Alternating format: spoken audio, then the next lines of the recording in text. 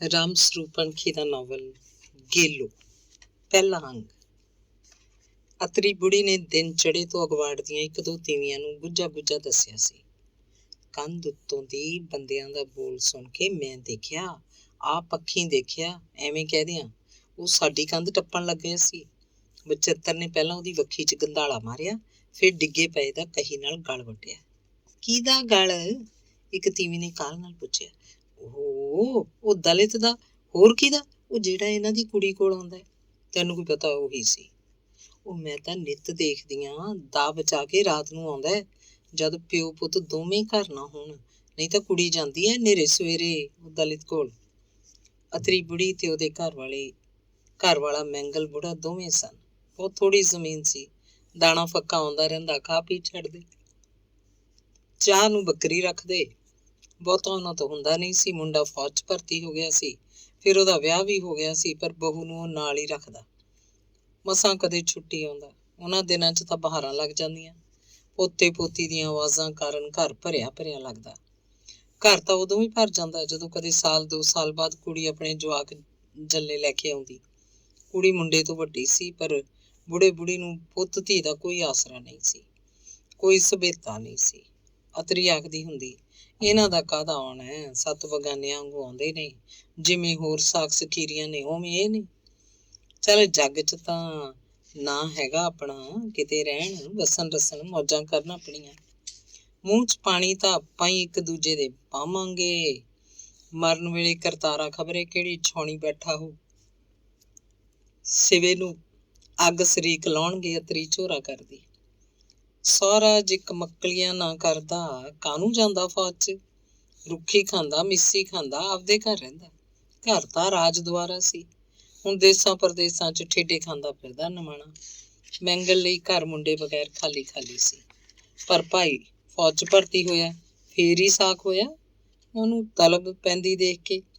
ਇੱਥੇ ਤਾਂ ਨੰਗ ਭੁੱਖ ਸੀ, ਕਿਹੜੇ ਧਰੇ ਪਏ ਸੀ ਡੋਲੇ ਉਹਨੂੰ। ਅਤਰੀ ਲਈ ਇਹ ਵੱਡੀ ਤਸੱਲੀ ਸੀ। ਕੋਈ ਇੱਕ ਕਮਕਲੀ ਕੀਤੀ ਪੱਟੇ ਵੇ ਨੇ। ਪਤਾ ਨਹੀਂ ਪਤੰਦਰ ਨੂੰ ਕੀ ਅੱਗ ਲੱਗੀ ਸੀ। ਕੋਈ ਉਮਰ ਵੀ ਨਹੀਂ ਸੀ, ਛੋਟਾ ਹੀ ਸੀ, ਪਰ ਜੰਮਦਾ ਹੀ ਕੰਜਰ ਅੱਗ ਦੀ ਨਾਲ ਸੀ। ਪਤਾ ਨਹੀਂ ਕੀ ਖਾ ਕੇ ਜੰਮਿਆ ਸੀ ਤੂੰ। ਬੀ ਤਾਂ ਤੇਰਾ ਹੀ ਸੀ ਕੰਜਰਾ, ਤੂੰ ਕੀ ਘੱਟ ਸੀ ਜਵਾਨੀ ਪਹਿਰੇ। ਆਪਦੇ ਕੰਨੀ ਝਾਕ। ਅਤਰੀ ਨੇ ਹੱਡ ਤੇ ਮਾਰੀ। ਪਹਿਲਾਂ ਨੱਤੜ ਸੁਨਿਆਰ ਦੀ ਨੂੰਹ ਨਾਲ ਮਾੜਾ ਹੋਇਆ, ਉਸੇ ਤੋਂ ਪਿਆ ਇਹਨੂੰ ਕੁੱਤੇ ਦੀ ਹੱਡੀ ਵਾਲਾ ਸਵਾਦ। ਖਾਣ ਦੀ ਕੁੱਤੀ ਸੀ ਸੁਨਿਆਰੀ, ਘਰ ਦੀਆਂ ਚੀਜ਼ਾਂ ਚੱਕ ਚੱਕ ਉਹਨੂੰ ਫੜਾ ਆਉਂਦਾ ਕੁੱਤੜਾ। ਮੈਂਗਲ ਪਿੱਛਾ ਜਾ ਵੜਿਆ ਸੀ। ਕੁੜੀਆਂ ਵੀ 7 ਜੰਮੀਆਂ ਸੁਨਿਆਰੀ ਨੇ। ਹੁਣ ਤਾਂ ਵਿਚਾਰੀ ਤੇ ਤਰਸ ਆਉਂਦਾ ਹੈ, ਕਦੇ ਹਾਸਾ ਵੀ। ਹਾਸਾ ਕਾਹਦਾ? ਪਹਿਲੀ ਕੁੜੀ ਦਾ ਨਾਂ ਸੀ ਸੀਤੋ, ਦੂਜੀ ਜੰਮੀ ਚਰਨੋਂ ਰੱਖ ਲਿਆ, ਤੀਜੀ ਕੁੜੀ ਵੇਲੇ ਨਾਂ ਮੁੱਕ ਗਏ, ਉਹਦਾ ਨਾਂ ਕਾਟੋ ਰੱਖ ਲਿਆ, ਚੌਥੀ ਦਾ ਛੋਟੀ ਕਾਟੋ, ਵੱਡੀ ਕਾਟੋ, ਛੋਟੀ ਕਾਟੋ, ਪੰਜਵੀਂ ਨੂੰ ਪੀਚੀ ਆਖਦੇ, 6ਵੀਂ ਫੇਰ ਛੋਟੀ ਪੀਚੀ ਹੋ ਗਈ, 7ਵੀਂ ਲੀਰ ਜੀ ਸੀ, ਨਕੱਦੀ ਤੇ ਪਤਲੀ ਜੀ, ਉਹਦਾ ਨਾਂ ਲੀਰ ਹੀ ਪੈ ਗਿਆ। 7 ਪਿੱਛੋਂ ਫੇਰ ਹੋਇਆ ਜਾ ਕੇ ਮੁੰਡਾ, ਉਹਦਾ ਨਾਂ ਚੂੜਾ ਰੱਖਿਆ ਸੁਨਿਆਰੀ ਨੇ, ਵੀ ਨਜ਼ਰ ਨਾ ਲੱਗ ਜੇ। ਬੁੜੀ ਹੱਸਣ ਲੱਗੀ। ਉਹੀ ਚੂੜ ਸੂ ਬਣਿਆ ਫੇਰ। ਬੁੜੇ ਦਾ ਮੂੰਹ ਵੀ ਗੱਲ ਆਖ ਕੇ ਖੁੱਲਾ ਰਹਿ ਗਿਆ। 12 ਤਾਲੀ ਸੀ ਪੁੱਤ ਪਿੱਟਿਆਂ ਦੀ। ਚੂੜਾ ਤਾਂ ਕਿਸੇ ਕੰਮ 'ਚ ਨਾ ਪਿਆ, ਉਹਨੂੰ ਤਾਂ ਕਿਸੇ ਸੁਨਿਆਰ ਨੇ ਕੁੜੀ ਵੀ ਨਾ ਦਿੱਤੀ। ਅਜੇ ਵੀ ਉਹ ਫਿਰਦਾ ਠੇਬੇ ਖਾਂਦਾ। ਸੁਨਿਆਰੀ ਦਾ ਘਰ ਵਾਲਾ ਵੀ ਬੇਕਾਰ, ਸੁਨਿਆਰਾ ਕੰਮ ਰਿਹਾ ਨਾ, ਦਿਹਾੜੀਆਂ ਕਰਦਾ ਵਿਚਾਰਾ ਜੱਟਾਂ ਦੇ ਘਰੀ। ਸੁਨਿਆਰੀ ਨੇ ਕੁੜੀਆਂ ਨੂੰ ਵਾਢਾ ਧਰ ਲਿਆ। ਅਗਲਿਆਂ ਤੋਂ ਰੁਪਈਏ ਧਰਾ ਲੈਂਦੀ, ਕੁੜੀ ਲੜ ਲਾ ਦਿੰਦੀ। ਇੱਕ ਕੁੜੀ ਦੇ ਪੈਸਿਆਂ ਨਾਲ 2 ਸਾਲ ਨਿਕਲ ਜਾਂਦੇ, ਇੰਨੇ ਨੂੰ ਅਗਲੀ ਤਿਆਰ ਹੁੰਦੀ। ਉਹਨੇ ਤਾਂ 20 ਸਾਲ ਭਾਈ ਕੁੜੀਆਂ ਦੀ ਕਮਾਈ ਨਾਲ ਹੀ ਕੱਢ ਲਏ। ਨੱਤੜ ਤਾਂ ਕਦੋਂ ਦਾ ਮੁੱਕ ਗਿਆ ਸੀ, ਪਰ ਸੁਨਿਆਰੀ ਦਾ ਘਰ ਵਾਲਾ ਵੀ ਤੁਰ ਗਿਆ। ਹੁਣ ਮਾਂ ਪੁੱਤ ਨੇ। ਆਪ ਕੁੜੀਆਂ ਦੇ ਬਾਹਰ ਬੈਠੀ ਰਹਿੰਦੀ ਹੈ, ਕਦੇ ਕਿਸੇ ਕੋਲ ਕਦੇ ਕਿਸੇ ਕੋਲ, ਤੇ ਉਹ ਚੂੜਾ ਸਰਦਾਰਾਂ ਦਾ ਟੁਕੜਾ ਖਾਂਦਾ। ਉਹਨਾਂ ਦੇ ਕੰਮ ਧੰਦੇ ਜੇ ਕਰਦਾ ਫਿਰਦਾ ਰਹਿੰਦਾ ਹੈ। ਹੱਥ ਨੇ ਘੁੱਟ ਪੀਣ ਨੂੰ ਵੀ ਮਿਲ ਜਾਂਦੀ ਹੈ। ਅਤਰੀ ਨੇ ਸੁਨਿਆਰਾਂ ਦੇ ਘਰ ਦੀ ਤਵਾਰੀਖ ਮੁਕਾਤੀ। 8 ਜਵਾਕ ਸੀ, ਦੇਖ ਲੈ ਭੈਣੇ, ਮਾੜ ਚੂਜੇ ਦੇ, ਜਿਵੇਂ ਇਸੇ ਕੰਮ ਤੇ ਰਹਿੰਦਾ ਹੋਵੇ ਸਾਲਾ ਮੇਰਾ। ਮੈਂਗਲ ਫੇਰ ਹੱਸਿਆ। ਉਹ 8 ਖਬਰੇ ਕਿਹਦੇ ਸੀ। ਕੁੜੀਆਂ ਦੇ ਮੜੰਗੇ ਨਹੀਂ ਦੇਖੇ ਕਦੇ, ਸਭ ਦੇ ਅੱਡ ਅੱਡ ਨੇ। ਹਾਂ ਬਈ, ਇਹ ਠੀਕ ਹੈ ਤੇਰੀ ਗੱਲ। ਉਹ ਸੋਚਣ ਲੱਗਾ, ਫੇਰ ਤਾਂ ਇੱਕ ਅੱਧਾ ਜਵਾਕ ਆਪਣੇ ਕਰਤਾਰੇ ਦਾ ਵੀ ਹੋਊਗਾ। ਕੀ ਕਹਿ ਸਕਦੇ ਹਾਂ।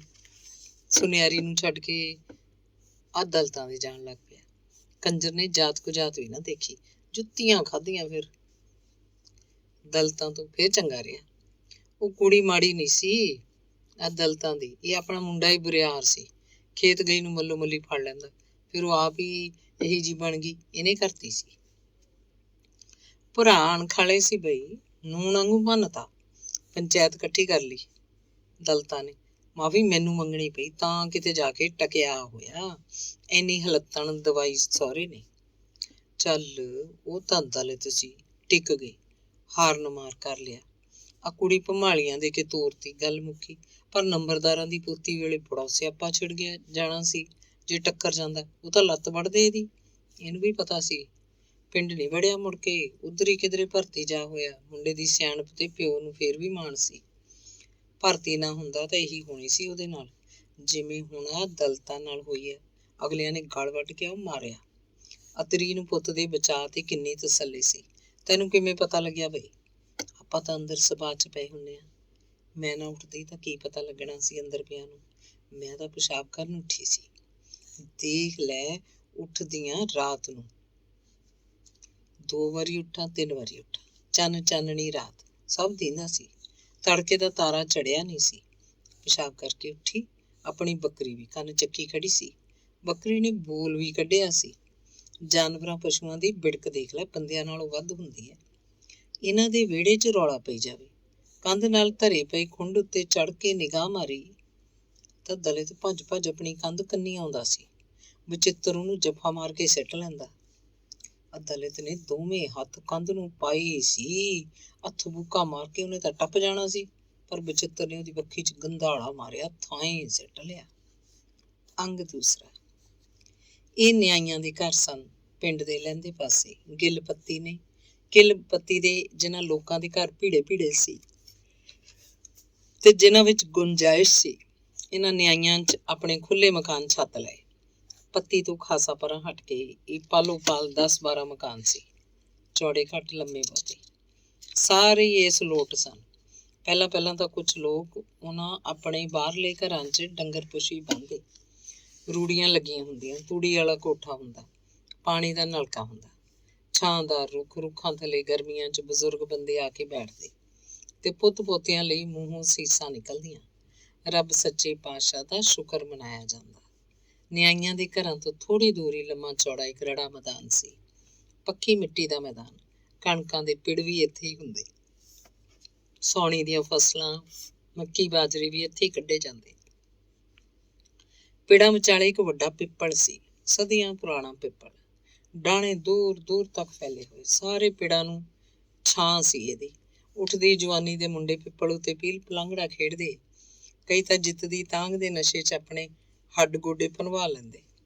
ਗਰਮੀਆਂ ਦੇ ਸਿਖਰ ਦੁਪਹਿਰੇ ਵਿਹਲੇ ਬੰਦਿਆਂ ਦੀਆਂ ਢਾਣੀਆਂ ਪਿੱਪਲ ਥੱਲੇ ਆ ਜੁੜਦੀਆਂ। ਨਿਆਈ ਦੇ ਘਰਾਂ ਦੇ ਵਿਚਕਾਰ ਜਿਹੇ ਆਟਾ ਚੱਕੀ ਸੀ। ਗੁੱਜਰ ਮਲ ਬਾਣੀਏ ਨੇ ਇੱਕ ਖਾਸਾ ਲੰਮਾ ਚੌੜਾ ਥਾਂ ਵਗਲਿਆ ਹੋਇਆ ਸੀ। ਉਹਨਾਂ ਦਾ ਰਹਾਇਸ਼ੀ ਮਕਾਨ ਗਿੱਲ ਪੱਤੀ ਦੇ ਅੰਦਰ ਹੀ ਸੀ। ਇਹ ਪਰਦੇਦਾਰ ਡੱਬੇ ਜੇ ਪੱਕਾ ਮਕਾਨ ਸੀ। ਉਹਨਾਂ ਦੀਆਂ ਬੁੜੀਆਂ ਕੁੜੀਆਂ ਪਤਾ ਨਹੀਂ ਸਵੇਰੇ ਸਵੇਰੇ ਕਦੋਂ ਬਾਹਰ ਖੇਤਾਂ 'ਚ ਜੰਗਲ ਪਾਣੀ ਜਾ ਆਉਂਦੀਆਂ ਸੀ। ਨਹੀਂ ਤਾਂ ਦਿਨ ਵੇਲੇ ਉਹਨਾਂ ਦੀ ਕਿਸੇ ਬਹੂ ਜਾਂ ਕੁੜੀ ਨੂੰ ਘਰੋਂ ਬਾਹਰ ਕਦੇ ਕਿਸੇ ਨੇ ਨਹੀਂ ਦੇਖਿਆ ਸੀ। ਦਰਵਾਜ਼ੇ ਦਾ ਬਾਰ ਬੰਦ ਰਹਿੰਦਾ। ਘਰ ਅੰਦਰੋਂ ਕੋਈ ਆਵਾਜ਼ ਵੀ ਬਾਹਰ ਸੁਣਾਈ ਨਹੀਂ ਦਿੰਦੀ ਸੀ। ਪਹਿਲਾਂ ਇੱਥੇ ਸਿਰਫ ਆਟਾ ਚੱਕੀ ਸੀ। ਪਿੰਡ ਦੇ ਲੋਕ ਆਟਾ ਚੱਕੀ ਨੂੰ ਮਸ਼ੀਨ ਆਖਦੇ। ਆਟਾ ਪੀਣ ਦੀ ਮਸ਼ੀਨ। ਆਟੇ ਦਾ ਕੋਈ ਨਾਂ ਹੀ ਨਹੀਂ ਲੈਂਦਾ ਸੀ। ਗੁੱਜਰ ਦੀ ਮਸ਼ੀਨ ਆਖਦੇ। ਗੁੱਜਰ ਮੱਲ ਲਾਹੌਰ ਤੋਂ ਇੱਕ ਵੱਡਾ ਇੰਜਣ ਲੈ ਕੇ ਆਇਆ ਸੀ। ਲਾਹੌਰ ਦੇ ਮਿਸਤਰੀ ਇਹਨੂੰ ਇੱਥੇ ਫਿੱਟ ਕਰਕੇ ਗਏ ਸੀ। ਪਹਿਲਾਂ ਇੱਟਾਂ ਤੇ ਸੀਮਿੰਟ ਦੀ ਪੱਕੀ ਫਾਊਂਡੇਸ਼ਨ ਬਣਾਈ ਗਈ, ਫਿਰ ਵੱਡੇ ਵੱਡੇ ਕਾਬਲੇ ਕੱਸ ਕੇ ਇੰਜਣ ਫਿੱਟ ਕੀਤਾ ਗਿਆ। ਪਿੰਡ ਦੇ ਲੋਕਾਂ ਲਈ ਇਹ ਅਲੋਕਾਰ ਗੱਲ ਸੀ। ਐਡਾ ਵੱਡਾ ਇੰਜਣ ਕਦੇ ਕਿਸੇ ਨੇ ਦੇਖਿਆ ਨਹੀਂ ਸੀ। ਇੰਜਣ ਫਿੱਟ ਕਰਨ ਲਈ ਕਿਵੇਂ ਉਹ ਮਿਸਤਰੀ ਸਾਰਾ ਦਿਨ ਲਟਾਪੀਂਗ ਹੁੰਦੇ ਰਹਿੰਦੇ ਸੀ। ਲੱਕੜ ਦੀਆਂ ਪੇਟੀਆਂ 'ਚ ਇੰਜਣ ਦੇ ਅੱਡ ਪੁਰਜੇ ਬੰਦ ਸੀ। ਇੰਜਣ ਦਾ ਵੱਡਾ ਪਹੀਆ 2-4 ਬੰਦਿਆਂ ਦੇ ਚੁੱਕਣ ਦੀ ਚੀਜ਼ ਨਹੀਂ ਸੀ। ਫਾਊਂਡੇਸ਼ਨ ਸੁੱਕਣ ਤੋਂ ਬਾਅਦ ਜਦ ਇੰਜਣ ਐਨ ਫਿੱਟ ਹੋ ਗਿਆ ਤਾਂ ਟੈਂਕੀ ਤੇਲ ਦੀ ਭਰ ਕੇ 4 ਬੰਦਿਆਂ ਨੇ ਹੈਂਡਲ ਮਾਰਿਆ। ਪਹੀਆ ਪੂਰਾ ਘੁਕੇ ਤੇ ਜਦੋਂ ਵੱਡੇ ਮਿਸਤਰੀ ਨੇ ਕਿੱਲੀ ਦੱਬੀ ਤਾਂ ਇੰਜਣ ਚੱਲ ਪਿਆ।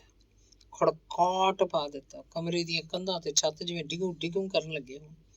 ਗੁੱਜਰਮਲ ਪੂਰਾ ਖੁਸ਼ ਸੀ ਤੇ ਭੈ ਭੀਤ ਜਿਹਾ ਵੀ। ਕਦੇ ਕੰਧਾਂ ਤੇ ਛੱਤ ਵੱਲ ਝਾਕਦਾ, ਕਦੇ ਇੰਜਣ ਦੇ ਪਹੀਏ ਵੱਲ। ਉਹਦੇ ਪੈਰ ਹੇਠਲੀ ਜ਼ਮੀਨ ਕੰਬ ਰਹੀ ਸੀ ਤਾਂ ਉਹ ਆਪ ਕੰਬ ਰਿਹਾ ਸੀ।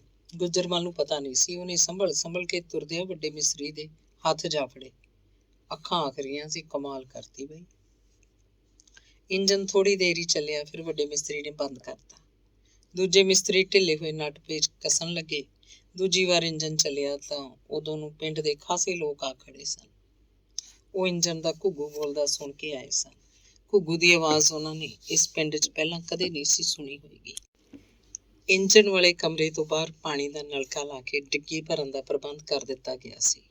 ਡਿੱਗੀ ਵਿੱਚੋਂ ਹੀ ਇੰਜਣ ਨੂੰ ਪਾਣੀ ਜਾਂਦਾ ਤੇ ਫਿਰ ਇੰਜਣ ਦਾ ਗਰਮ ਪਾਣੀ ਡਿੱਗੀ 'ਚ ਆ ਕੇ ਡਿੱਗਦਾ ਰਹਿੰਦਾ। ਗਿੱਲ ਪੱਤੀ ਦੇ ਲੋਕਾਂ ਲਈ ਇਸ ਡਿੱਗੀ ਦੀ ਬੜੀ ਮੌਜ ਸੀ। ਆਪਣੇ ਖੇਤਾਂ ਤੋਂ ਆ ਕੇ ਇਸ ਡਿੱਗੀ 'ਚ ਨਹਾਉਂਦੇ। ਡਿੱਗੀ ਦਾ ਗਰਮ ਨਿੱਘਾ ਪਾਣੀ ਉਹਨਾਂ ਦਾ ਸਾਰਾ ਥਕੇਵਾਂ ਉਤਾਰ ਦਿੰਦਾ। ਛੋਟੇ ਮੁੰਡਿਆਂ ਨੂੰ ਡਿੱਗੀ 'ਚ ਨਹੀਂ ਵੜਨ ਦਿੱਤਾ ਜਾਂਦਾ ਸੀ, ਕਿਉਂਕਿ ਉਹਨਾਂ ਦੇ ਡੁੱਬ ਜਾਣ ਦਾ ਡਰ ਸੀ।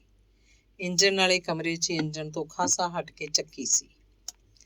ਟੀਪ ਵਿੱਚ ਮਣ ਦਾਣੇ ਪੈ ਜਾਂਦੇ। ਚੱਕੀ ਦਾ ਕੰਮ ਕਰਨ ਵਾਲੇ ਨੂੰ ਚੱਕੀ ਫਿੱਟਰ ਆਖਦੇ। ਉਹ ਆਟਾ ਪੀਂਦਾ। ਉਹੀ ਹਰ ਰੋਜ਼ ਸਦਿਆਂ ਉੱਠ ਕੇ ਚੱਕੀ ਦੇ ਦੋਵੇਂ ਪੱਥਰਾਂ ਨੂੰ ਰਾਹੁੰਦਾ। ਛੈਣੀ ਹਥੌੜੇ ਨਾਲ ਪੁੜਾਂ ਉੱਤੇ ਨਵੀਆਂ ਝਿਰੀਆਂ ਮਾਰਨੀਆਂ ਪੈਂਦੀਆਂ, ਯਾਨੀ ਝਿਰੀਆਂ ਨੂੰ ਡੂੰਘਾ ਕੀਤਾ ਜਾਂਦਾ। ਇੰਜਣ ਤੋਂ ਚੱਕੀ ਤੱਕ ਇੱਕ ਮੋਟਾ ਭਾਰਾ ਪਟਾ ਚੱਲਦਾ। ਇਸ ਪਟੇ ਦੀ ਦੇਖ ਸੰਭਾਲ ਵੀ ਚੱਕੀ ਫਿੱਟਰ ਹੀ ਕਰਦਾ। ਚੱਕੀ ਦੀ ਛੱਤ ਲੱਕੜ ਦੇ ਮੋਟੇ ਫੱਟਿਆਂ ਦੀ ਬਣੀ ਹੋਈ ਸੀ। ਇੱਕ ਪਾਸੇ ਪੀਹਣਿਆਂ ਦੇ ਢੇਰ ਲੱਗੇ ਰਹਿੰਦੇ। ਬੋਰੀਆਂ ਉੱਤੇ ਬੋਰੀਆਂ ਚੜੀਆਂ ਹੁੰਦੀਆਂ। ਉਹ ਦੁਪਹਿਰ ਤੋਂ ਬਾਅਦ ਮਸ਼ੀਨ ਚਲਾਉਂਦੇ। ਹਨੇਰਾ ਪੈਣ ਤੱਕ ਮਸ਼ੀਨ ਚੱਲਦੀ। ਸਾਰਾ ਪੀਹਣਾ ਨਾ ਮੁੱਕਿਆ ਹੁੰਦਾ ਤਾਂ ਖਾਸੀ ਰਾਤ ਤੱਕ ਵੀ ਕੰਮ ਚੱਲੀ ਜਾਂਦਾ। ਚੱਕੀ ਤੋਂ ਬਾਹਰ ਵੱਡੇ ਦਰਵਾਜ਼ੇ 'ਚ ਕੰਡਾ ਲੱਗਿਆ ਹੁੰਦਾ। ਇਸ ਕੰਡੇ ਤੇ ਆਪ ਬੈਠ ਕੇ ਗੁੱਜਰਮਲ ਆਟਾ ਤੋਲਦਾ। ਮਣ, 4 ਪੰਸੇਰੀਆਂ, 2 ਪੰਸੇਰੀ ਦੇ ਵੱਡੇ ਵੱਡੇ ਵੱਟੇ ਬੰਦੇ ਨੂੰ ਆਪ ਚੁੱਕ ਕੇ ਪਾਉਣੇ ਪੈਂਦੇ। ਸੇਰ, ਅੱਧ ਸੇਰ ਪਾਈਆ, ਛਟਾਂਗ ਤੇ ਛੋਟੇ ਵੱਡੇ ਗੁੱਜਰ ਆਪ ਪਾਈ ਜਾਂਦਾ। ਉਹ ਇੱਕ ਸੇਰ ਮਣ ਦੇ ਹਿਸਾਬ ਆਟੇ ਦੀ ਕਾਟ ਵੀ ਕੱਟਦਾ ਸੀ। ਪਿਹਾਈ ਅੱਡ ਲੈਂਦਾ। ਕੋਈ ਮਾੜਾ ਜੱਟ ਪੈਸੇ ਨਾ ਦੇ ਸਕਦਾ ਤਾਂ ਗੁੱਜਰ ਓਨੇ ਪੈਸਿਆਂ ਦਾ ਆਟਾ ਕੱਟ ਲੈਂਦਾ। ਕੁਝ ਘਰ ਹਾੜੀ ਸੌਣੀ ਪਿਹਾਈ ਦਿੰਦੇ ਸਨ। ਆਪਣੀ ਜਾਨ 'ਚ ਗੁੱਜਰਮਲ ਆਟੇ ਦਾ ਤੋਲ ਐਨ ਪੂਰਾ ਦਿੰਦਾ। ਕੰਡੇ ਦੀ ਸੂਈ ਨਾ ਇੱਧਰ ਨਾ ਉੱਧਰ। ਪਰ ਲੋਕਾਂ ਨੂੰ ਸ਼ੱਕ ਸੀ। ਉਹ ਬੋਰੀ ਵਾਲਾ ਪਲੜਾ ਹੁੱਕਦਾ ਰੱਖਦਾ ਸੀ। ਆਟਾ ਪਿਹਾਉਣ ਆਈਆਂ ਕੁੜੀਆਂ ਬੁੜੀਆਂ ਤਾਂ ਉਹਦੇ ਨਾਲ ਝਗੜਾ ਵੀ ਕਰਦੀਆਂ। ਉਹ ਪਰ ਕਿਸੇ ਨੂੰ ਸਿਰੇ ਨਹੀਂ ਸੀ ਹੋਣ ਦਿੰਦਾ। ਆਪਣੀ ਵਾਣ ਬੁੱਧ ਪਗਾਉਂਦਾ ਰਹਿੰਦਾ। ਸੱਥ ਵਾਲਿਆਂ ਨੇ ਟੋਟਕੇ ਜੋੜ ਰੱਖੇ ਸੀ। ਗੁੱਜਰਮਲ ਬਾਣੀਏ ਦਾ ਘੁੱਗੂ ਤੇਜ਼ ਬੋਲਦਾ। ਗੁੱਜਰ ਬੇਈਮਾਨ ਆਟਾ ਘੱਟ ਤੋਲਦਾ। ਗੁੱਜਰਮਲ ਨੂੰ ਆਟਾ ਚੱਕੀ ਦੀ ਅੰਨੀ ਕਮਾਈ ਸੀ। ਪਿੰਡ 'ਚ ਹੋਰ ਕੋਈ ਮਸ਼ੀਨ ਨਹੀਂ ਸੀ। 2 ਖਰਾਸ ਸਨ, ਜਿਨ੍ਹਾਂ ਅੱਗੇ ਊਠ ਜੁੜਦਾ ਜਾਂ ਬਲਦਾਂ ਦੀ ਜੋੜੀ। ਖਰਾਸ ਹੌਲੀ ਹੌਲੀ ਆਟਾ ਪੀਂਦਾ। ਇੰਨਾ ਪੀਣਾ ਉਹ ਤੋਂ ਨਿਬੜਦਾ ਨਹੀਂ ਸੀ। ਜਾਂ ਫਿਰ ਲੋਕਾਂ ਦੇ ਘਰਾਂ 'ਚ ਚੱਕੀਆਂ ਸਨ। ਬੁੜੀਆਂ ਪਹੁ ਫੁੱਟਦੀ ਨਾਲ ਉੱਠ ਕੇ ਚੱਕੀਆਂ ਝੋਂਦੀਆਂ। ਬੁੜੀਆਂ ਹੱਡ ਮਾਸ ਦੀਆਂ ਬਣੀਆਂ ਸਨ, ਆਖਰ ਕਿੰਨਾ ਕੁ ਪੀ ਸਕਦੀਆਂ। 2 ਡੰਗ ਦਾ ਆਟਾ ਮਸਾਂ ਨਿਕਲਦਾ। ਗੁੱਜਰਮਲ ਦੀ ਮਸ਼ੀਨ ਚੱਲਣ ਲੱਗੀ ਤਾਂ ਖਾਂਦੇ ਪੀਂਦੇ ਘਰਾਂ ਨੇ ਘਰ ਦੀਆਂ ਚੱਕੀਆਂ ਬੰਦ ਕਰਤੀਆਂ। ਮਸ਼ੀਨ ਤਾਂ ਮਿੰਟਾਂ ਦੇ ਹਿਸਾਬ 15 ਦਿਨਾਂ ਦਾ ਆਟਾ ਪੀ ਕੇ ਉਹ ਮਾਰਦੀ। ਮਸ਼ੀਨ ਨੇ ਖਰਾਸਾਂ ਦਾ ਕੰਮ ਵੀ ਢਿੱਲਾ ਪਾਤਾ। 47 ਤੋਂ ਕੁਝ ਵਰ੍ਹਿਆਂ ਬਾਅਦ ਫਿਰ ਇੱਕ ਲੋਕ ਗੀਤ ਸੁਣਨ ਨੂੰ ਮਿਲਦਾ ਸੀ। ਚੱਕੀ ਛੁੱਟ ਗਈ, ਚੁੱਲ੍ਹੇ ਨੇ ਛੁੱਟ ਜਾਣਾ, ਰਾਜ ਹੋ ਗਿਆ ਕਾਂਗਰਸ ਦਾ। ਗੁੱਜਰਮਲ ਨੇ ਇੰਜਣ ਤੇ ਆਪਣਾ ਕੰਮ ਵਧਾ ਲਿਆ। ਉਦੋਂ ਤੱਕ ਉਹਦਾ ਮੁੰਡਾ ਗੋਵਰਧਨ ਲਾਲ ਵੀ ਜਵਾਨ ਹੋ ਚੁੱਕਾ ਸੀ। ਉਹ ਵਿਆਹਿਆ ਵੀ ਜਾ ਚੁੱਕਿਆ ਸੀ। ਆਪਣੇ ਬਾਪ ਦਾ ਪੂਰਾ ਹੱਥ ਵਟਾਉਂਦਾ। ਗੁੱਜਰਮਲ ਉਹਨੂੰ ਆਪਣੇ ਕਾਰੋਬਾਰ ਦੇ ਪੂਰੇ ਦਾਅ ਪੇਚ ਦੱਸਦਾ ਜਾ ਰਿਹਾ ਸੀ। ਕੰਡੇ ਉੱਤੇ ਹੁਣ ਗੋਵਰਧਨ ਬੈਠਦਾ। ਪੈਸਿਆਂ ਦਾ ਹਿਸਾਬ ਕਿਤਾਬ ਗੁੱਜਰ ਆਪ ਰੱਖਦਾ। ਚੱਕੀ ਵਾਲੇ ਕਮਰੇ ਦੀ ਕੰਧ ਦੇ ਨਾਲ ਨਾਲ ਪਾਣੀ ਵਾਲੀ ਡੱਗੀ ਉੱਤੋਂ ਉਰਾਂ 2 ਕਮਰੇ ਹੋਰ ਛੱਤ ਤੇ ਗਏ। ਇਹ ਛੋਟੇ ਕਮਰੇ ਸਨ। ਡੱਗੀ ਵਾਲੇ ਪਾਸੇ ਕਮਰੇ ਉੱਤੇ ਇੱਕ ਚੁਬਾਰਾ ਪਾ ਕੇ ਉੱਥੇ ਰੂੰ ਪਿੰਜਣ ਦੀ ਮਸ਼ੀਨ ਲਾ ਦਿੱਤੀ ਗਈ। ਰੂੰ ਪਿੰਜਣੀ ਤੋਂ ਥੱਲੇ ਵਾਲੇ ਕਮਰੇ 'ਚ ਕਪਾਹ ਵੇਲਣਾ ਸੀ।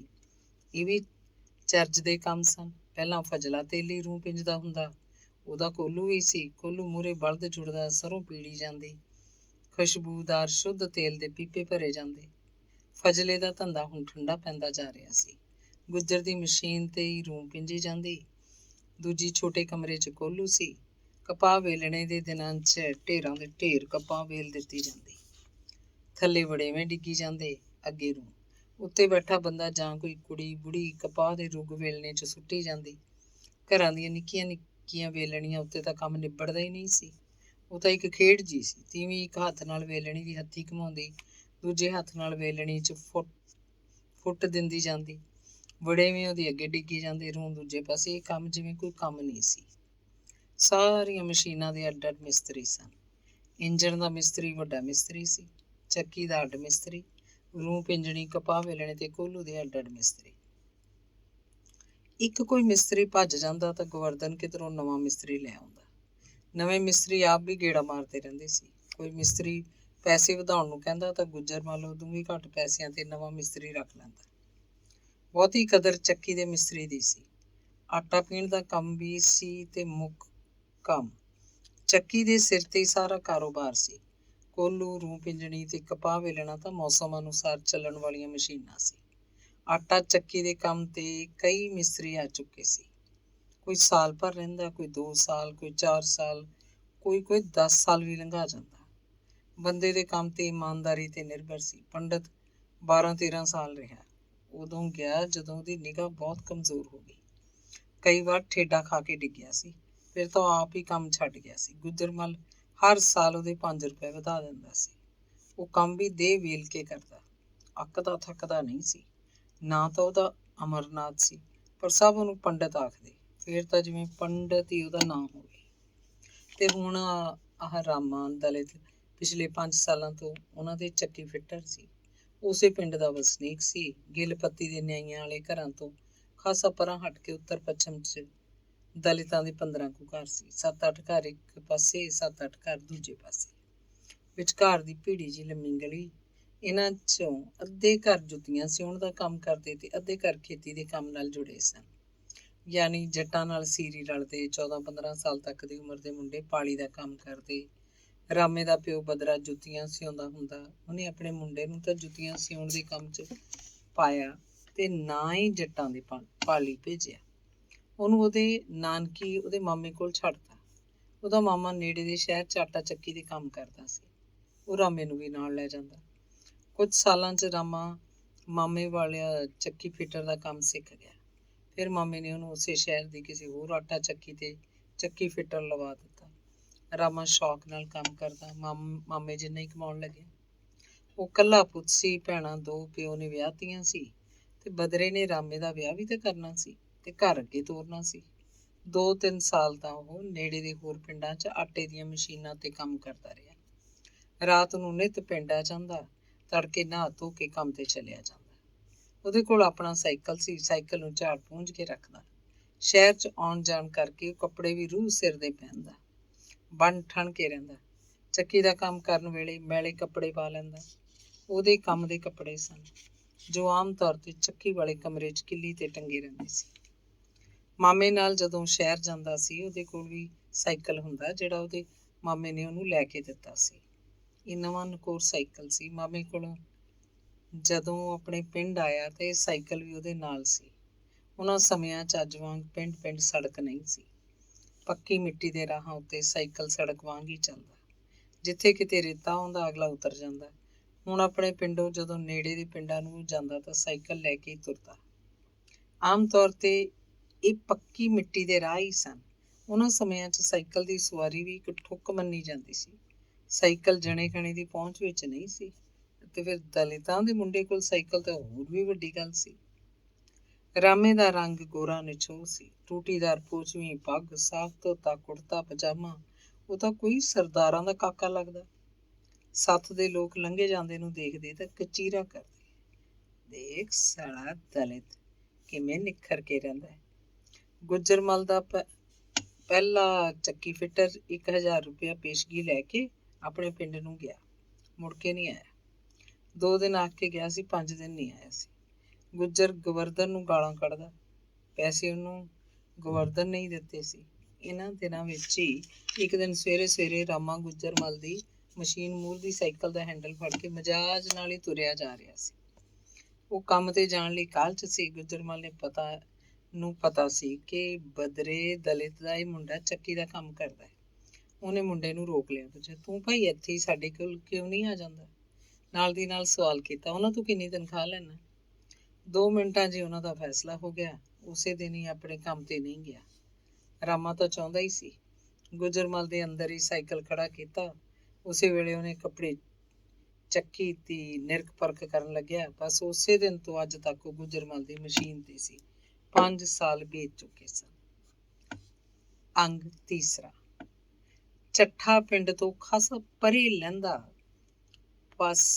ਲਹਿੰਦੇ ਪਾਸੇ ਦਾਨੇ ਕਾ ਟੋਭਾ ਸੀ। ਨੀਵਾਂ ਪਾਸਾ ਹੋਣ ਕਰਕੇ ਬਰਸਾਤਾਂ ਵਿੱਚ ਜਦੋਂ ਕਦੇ ਬਹੁਤਾ ਮੀਂਹ ਪੈਂਦਾ ਤਾਂ ਸਾਰੇ ਪਿੰਡ ਦਾ ਪਾਣੀ ਦਾਨੇ ਕੇ ਟੋਭੇ 'ਚ ਆਉਂਦਾ। ਕਿਸੇ ਸਾਲ ਤਾਂ ਇੰਨਾ ਮੀਂਹ ਪੈਂਦਾ ਕਿ ਟੋਭਾ ਭਰ ਕੇ ਪਿੰਡ ਨਾਲ ਆ ਲੱਗਦਾ। ਟੋਭੇ ਦੇ ਕਿਨਾਰੇ ਬਣਿਆ ਪਿਰਥੀਦਾਸ ਦਾ ਡੇਰਾ ਟਾਪੂ ਬਣ ਜਾਂਦਾ। ਚਾਰੇ ਪਾਸੇ ਪਾਣੀ। ਸ਼ਰਧਾਲੂ ਬੰਦੇ ਫੇਰ ਵੀ ਸ਼ਤੀਰ ਦੇ ਸਹਾਰੇ ਪਾਣੀ ਨੂੰ ਪਾਰ ਕਰਦੇ ਤੇ ਖਾਣ ਪੀਣ ਦਾ ਸਮਾਨ ਡੇਰੇ ਨੂੰ ਦੇ ਕੇ ਜਾਂਦੇ। ਪਰ ਅਜਿਹੀ ਹਾਲਤ 4-5 ਦਿਨ ਹੀ ਰਹਿੰਦੀ। ਧਰਤੀ ਪਾਣੀ ਸੋਕਦੀ ਵੀ ਬਹੁਤ, ਤੇ ਜਦੋਂ ਪਾਣੀ ਗੋਡੇ ਜਾਂ ਲੱਕ ਰਹਿ ਜਾਂਦਾ ਤਾਂ ਲੋਕੀ ਸੁੱਕੀ ਧਰਤੀ ਵਾਂਗ ਹੀ ਆਵਾਜਾਈ ਸ਼ੁਰੂ ਕਰ ਦਿੰਦੇ। ਡੇਰੇ ਦਾ ਕਾਰੋਬਾਰ ਚੱਲਦਾ ਰਹਿੰਦਾ ਸੀ।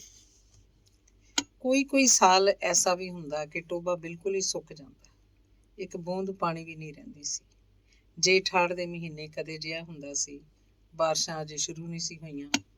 ਲੋਕਾਂ ਨੂੰ ਥੋੜ੍ਹੀ ਵੇਲ ਵੀ ਹੁੰਦੀ। ਉਹਨਾਂ ਦਿਨਾਂ 'ਚ ਢੋਲ ਵਜਾ ਕੇ ਟੋਭਾ ਪੁੱਟਿਆ ਜਾਂਦਾ। ਸਾਰਾ ਪਿੰਡ ਟੋਭਾ ਪੁੱਟਣ ਆਉਂਦਾ। ਲੋਕਾਂ ਦਾ ਇੱਕ ਵੱਡਾ ਸਮੂਹ ਮੜ ਆਉਂਦਾ। ਕਈਆਂ ਬੱਠਲ ਟੋਕਰੇ ਕੀੜੀਆਂ ਵਾਂਗ ਬੰਦਿਆਂ ਦੀ ਕੁਰਬਲ। ਟੋਭਾ ਜਿਵੇਂ ਇੱਕ ਖੱਡ ਹੋਵੇ।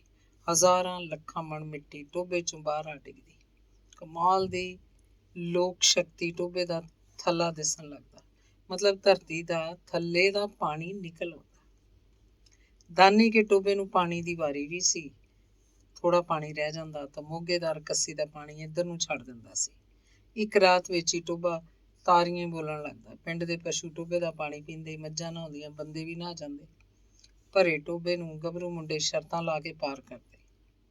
ਧਰਮ ਸਥਾਨਾਂ ਦਾ ਵਾਸ ਆਮ ਕਰਕੇ ਪਾਣੀ ਕਿਨਾਰੇ ਹੁੰਦਾ ਹੈ। ਜੀਵਨ ਦਾ ਵਿਕਾਸ ਵੀ ਪਾਣੀਆਂ ਕੰਢੇ ਹੀ ਸੰਭਵ ਹੈ। ਇਸ਼ਕ ਦਾ ਧਰਵਾਸ ਵੀ ਪਾਣੀਆਂ ਕਰਕੇ। ਖੂਹ ਟੋਭੇ ਸਾਡੇ ਮਿਲਾਪ ਦਾ ਕੇਂਦਰ ਸਨ। ਘਰਾਂ 'ਚ ਲੱਗੇ ਚੰਦਰੇ ਨਲਕਿਆਂ ਨੇ ਫੇਰ ਇਹਨਾਂ ਦੀ ਕੀਮਤ ਗੁਆਤੀ। ਪਿਰਥੀਦਾਸ ਦਾ ਡੇਰਾ ਕੋਈ ਬਹੁਤਾ ਪੁਰਾਣਾ ਨਹੀਂ ਸੀ। ਇਹ ਪਿਰਥੀਦਾਸ ਨੇ ਸਥਾਪਿਤ ਕੀਤਾ ਸੀ, ਜੋ ਅਜੇ ਜਿਉਂਦਾ ਸੀ। ਉਹਦੀ ਪਿੰਡ ਵਿੱਚ ਬਹੁਤ ਮਹਿਮਾ ਸੀ। ਆਪਣੇ ਸੇਵਕਾਂ ਨੂੰ ਭਰਮਾਂ ਵਹਿਮਾਂ 'ਚ ਨਹੀਂ ਪਾਉਂਦਾ ਸੀ, ਸਗੋਂ ਖੇਤੀ ਦੇ ਕੰਮਾਂ 'ਚ ਰੁੱਝੇ ਰਹਿਣ ਲਈ ਪ੍ਰੇਰਨਾ ਦਿੰਦਾ ਰਹਿੰਦਾ। ਸਮਾਜਿਕ ਕਾਰ ਵਿਹਾਰਾਂ ਉੱਤੇ ਘੱਟ ਖਰਚ ਕਰਨ ਨੂੰ ਆਖਦਾ, ਪਰ ਲੋਕ ਹਟਦੇ ਹੀ ਨਹੀਂ ਸੀ। ਨਿੱਕੀਆਂ ਬਿਮਾਰੀਆਂ ਲਈ ਬੱਚਿਆਂ ਨੂੰ ਹਥੌਲਾ ਕਰਾਉਂਦੇ।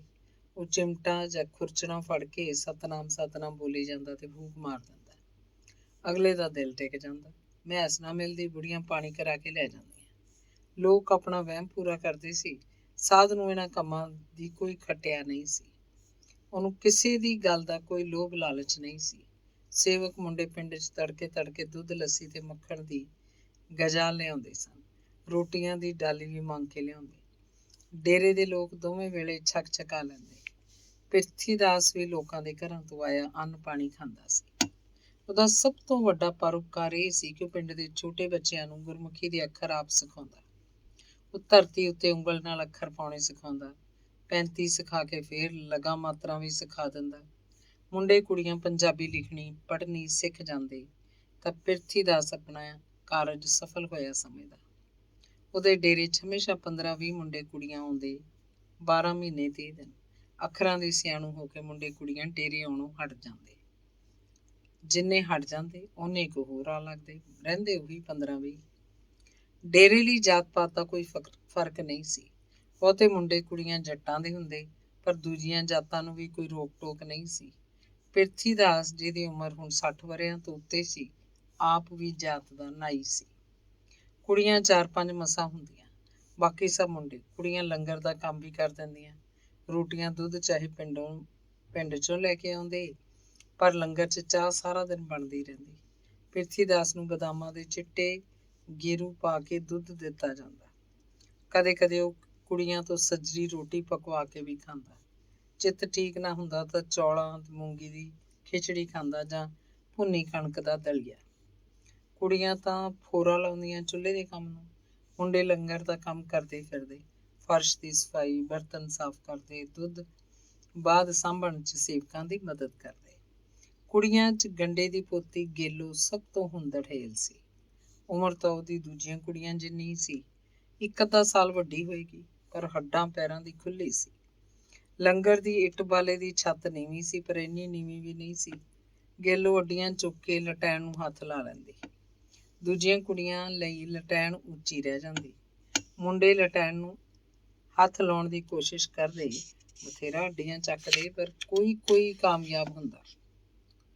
ਥਬੂਕਾ ਮਾਰ ਕੇ ਲਟੈਣ ਨੂੰ ਛੂਹਣਾ ਵੱਖਰੀ ਗੱਲ ਸੀ।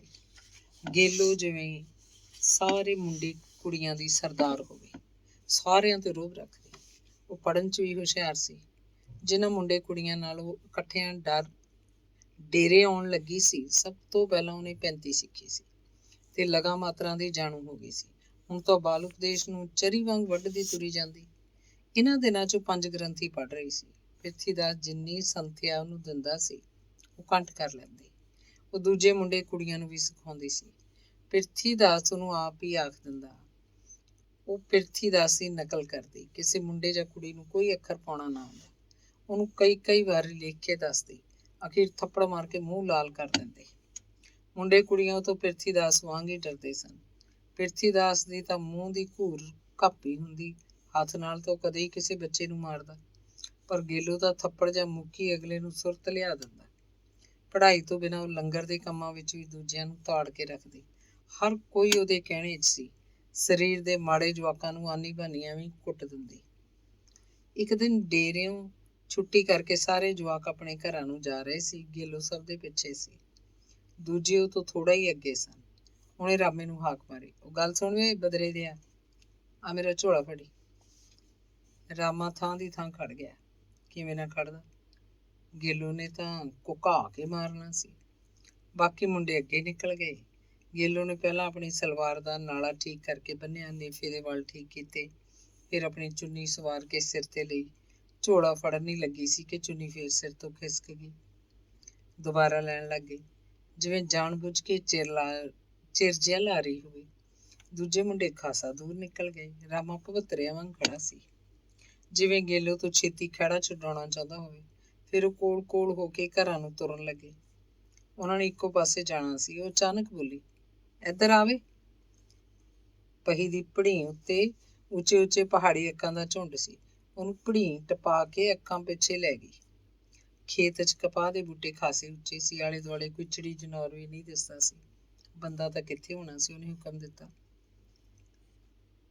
ਰਾਮਾ ਡਰਿਆ ਖੜਾ ਸੀ, ਪੂਰਾ ਭੈ-ਭੀਤ। ਉਹਦੇ ਸਾਹਮਣੇ ਸਿੱਧਾ ਖੜਾ ਹੋ ਗਿਆ, ਅੱਖਾਂ ਮੀਟ ਲਈਆਂ। ਉਹਨੇ ਦੋਵੇਂ ਹੱਥ ਮੋਢੇ ਪਿੱਛੇ ਲਟਕਦੇ ਝੋਲੇ ਦੀਆਂ ਤਨੀਆਂ ਨੂੰ ਪਾਏ ਸੀ।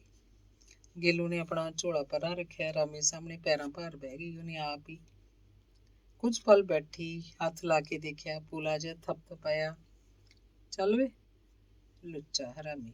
ਤੁਰਤ ਫੁਰਤ ਆਪਣਾ ਝੋਲਾ ਚੱਕਿਆ, ਛਾਲ ਮਾਰ ਕੇ ਭੜੀ ਤੋਂ ਪਾਰ ਹੋ ਗਈ। ਰਾਮਾ ਉਹਦੇ ਪਿੱਛੇ ਪਤਾ ਨਹੀਂ ਕਦੋਂ ਘਰ ਪਹੁੰਚਿਆ। ਆਪਣੇ ਘਰ ਆ ਕੇ ਵੀ ਉਹ ਡਰਿਆ ਹੋਇਆ ਸੀ। ਅਗਲੇ ਦਿਨ ਸਾਧ ਦੇ ਡੇਰੇ ਪੜ੍ਹਨ ਨਹੀਂ ਗਿਆ। ਅੰਗ ਚੌਥਾ। ਗੁੱਜਰਮਲ ਦੀ ਮਸ਼ੀਨ ਦੇ ਬਗਲ ਦੀ ਸੱਜੇ ਪਾਸੇ ਦੀ ਕੰਧ ਮੈਂਗਲ ਨਾਲ ਸਾਂਝੀ ਸੀ। ਮੈਂਗਲ ਦੇ ਗਾਂਹ ਸੱਜੇ ਹੱਥ ਗੰਡੇ ਦਾ ਘਰ ਸੀ। ਗੰਡਾ ਕੱਲਾ ਸੀ। ਗੰਡੇ ਦੀ ਵੀ ਅਗਾਂਹ ਇੱਕੋ ਮੁੰਡਾ ਹੋਇਆ, ਬਖਤੌਰਾ। ਰੱਬ ਦੀ ਮਰਜ਼ੀ, ਬਖਤੌਰੇ ਦੇ ਫਿਰ ਇੱਕੋ ਟਿੰਗ, ਬਚਿੱਤਰ। ਪਹਿਲਾਂ ਘਰ 'ਚ 2 ਪੀੜ੍ਹੀਆਂ ਤੋਂ ਕੋਈ ਕੁੜੀ ਨਹੀਂ ਸੀ, ਤੇ ਨਾ ਗੰਡੇ ਦੀ ਕੋਈ ਭੈਣ ਸੀ ਤੇ ਨਾ ਬਖਤੌਰੇ ਦੀ ਕੋਈ ਭੈਣ। ਹੁਣ ਬਖਤੌਰੇ ਦੀ ਇੱਕੋ ਕੁੜੀ ਸੀ, ਗੇਲੋ। ਬਚਿੱਤਰ ਗੇਲੋ ਤੋਂ 8-10 ਵਰ੍ਹਿਆਂ ਦੇ ਫਰਕ ਨਾਲ ਵੱਡਾ ਸੀ। ਇਹ ਗੇਲੋ ਜੰਮਣ ਵੇਲੇ ਹੀ ਉਹਨਾਂ ਦੀ ਮਾਂ ਮਰ ਗਈ ਸੀ।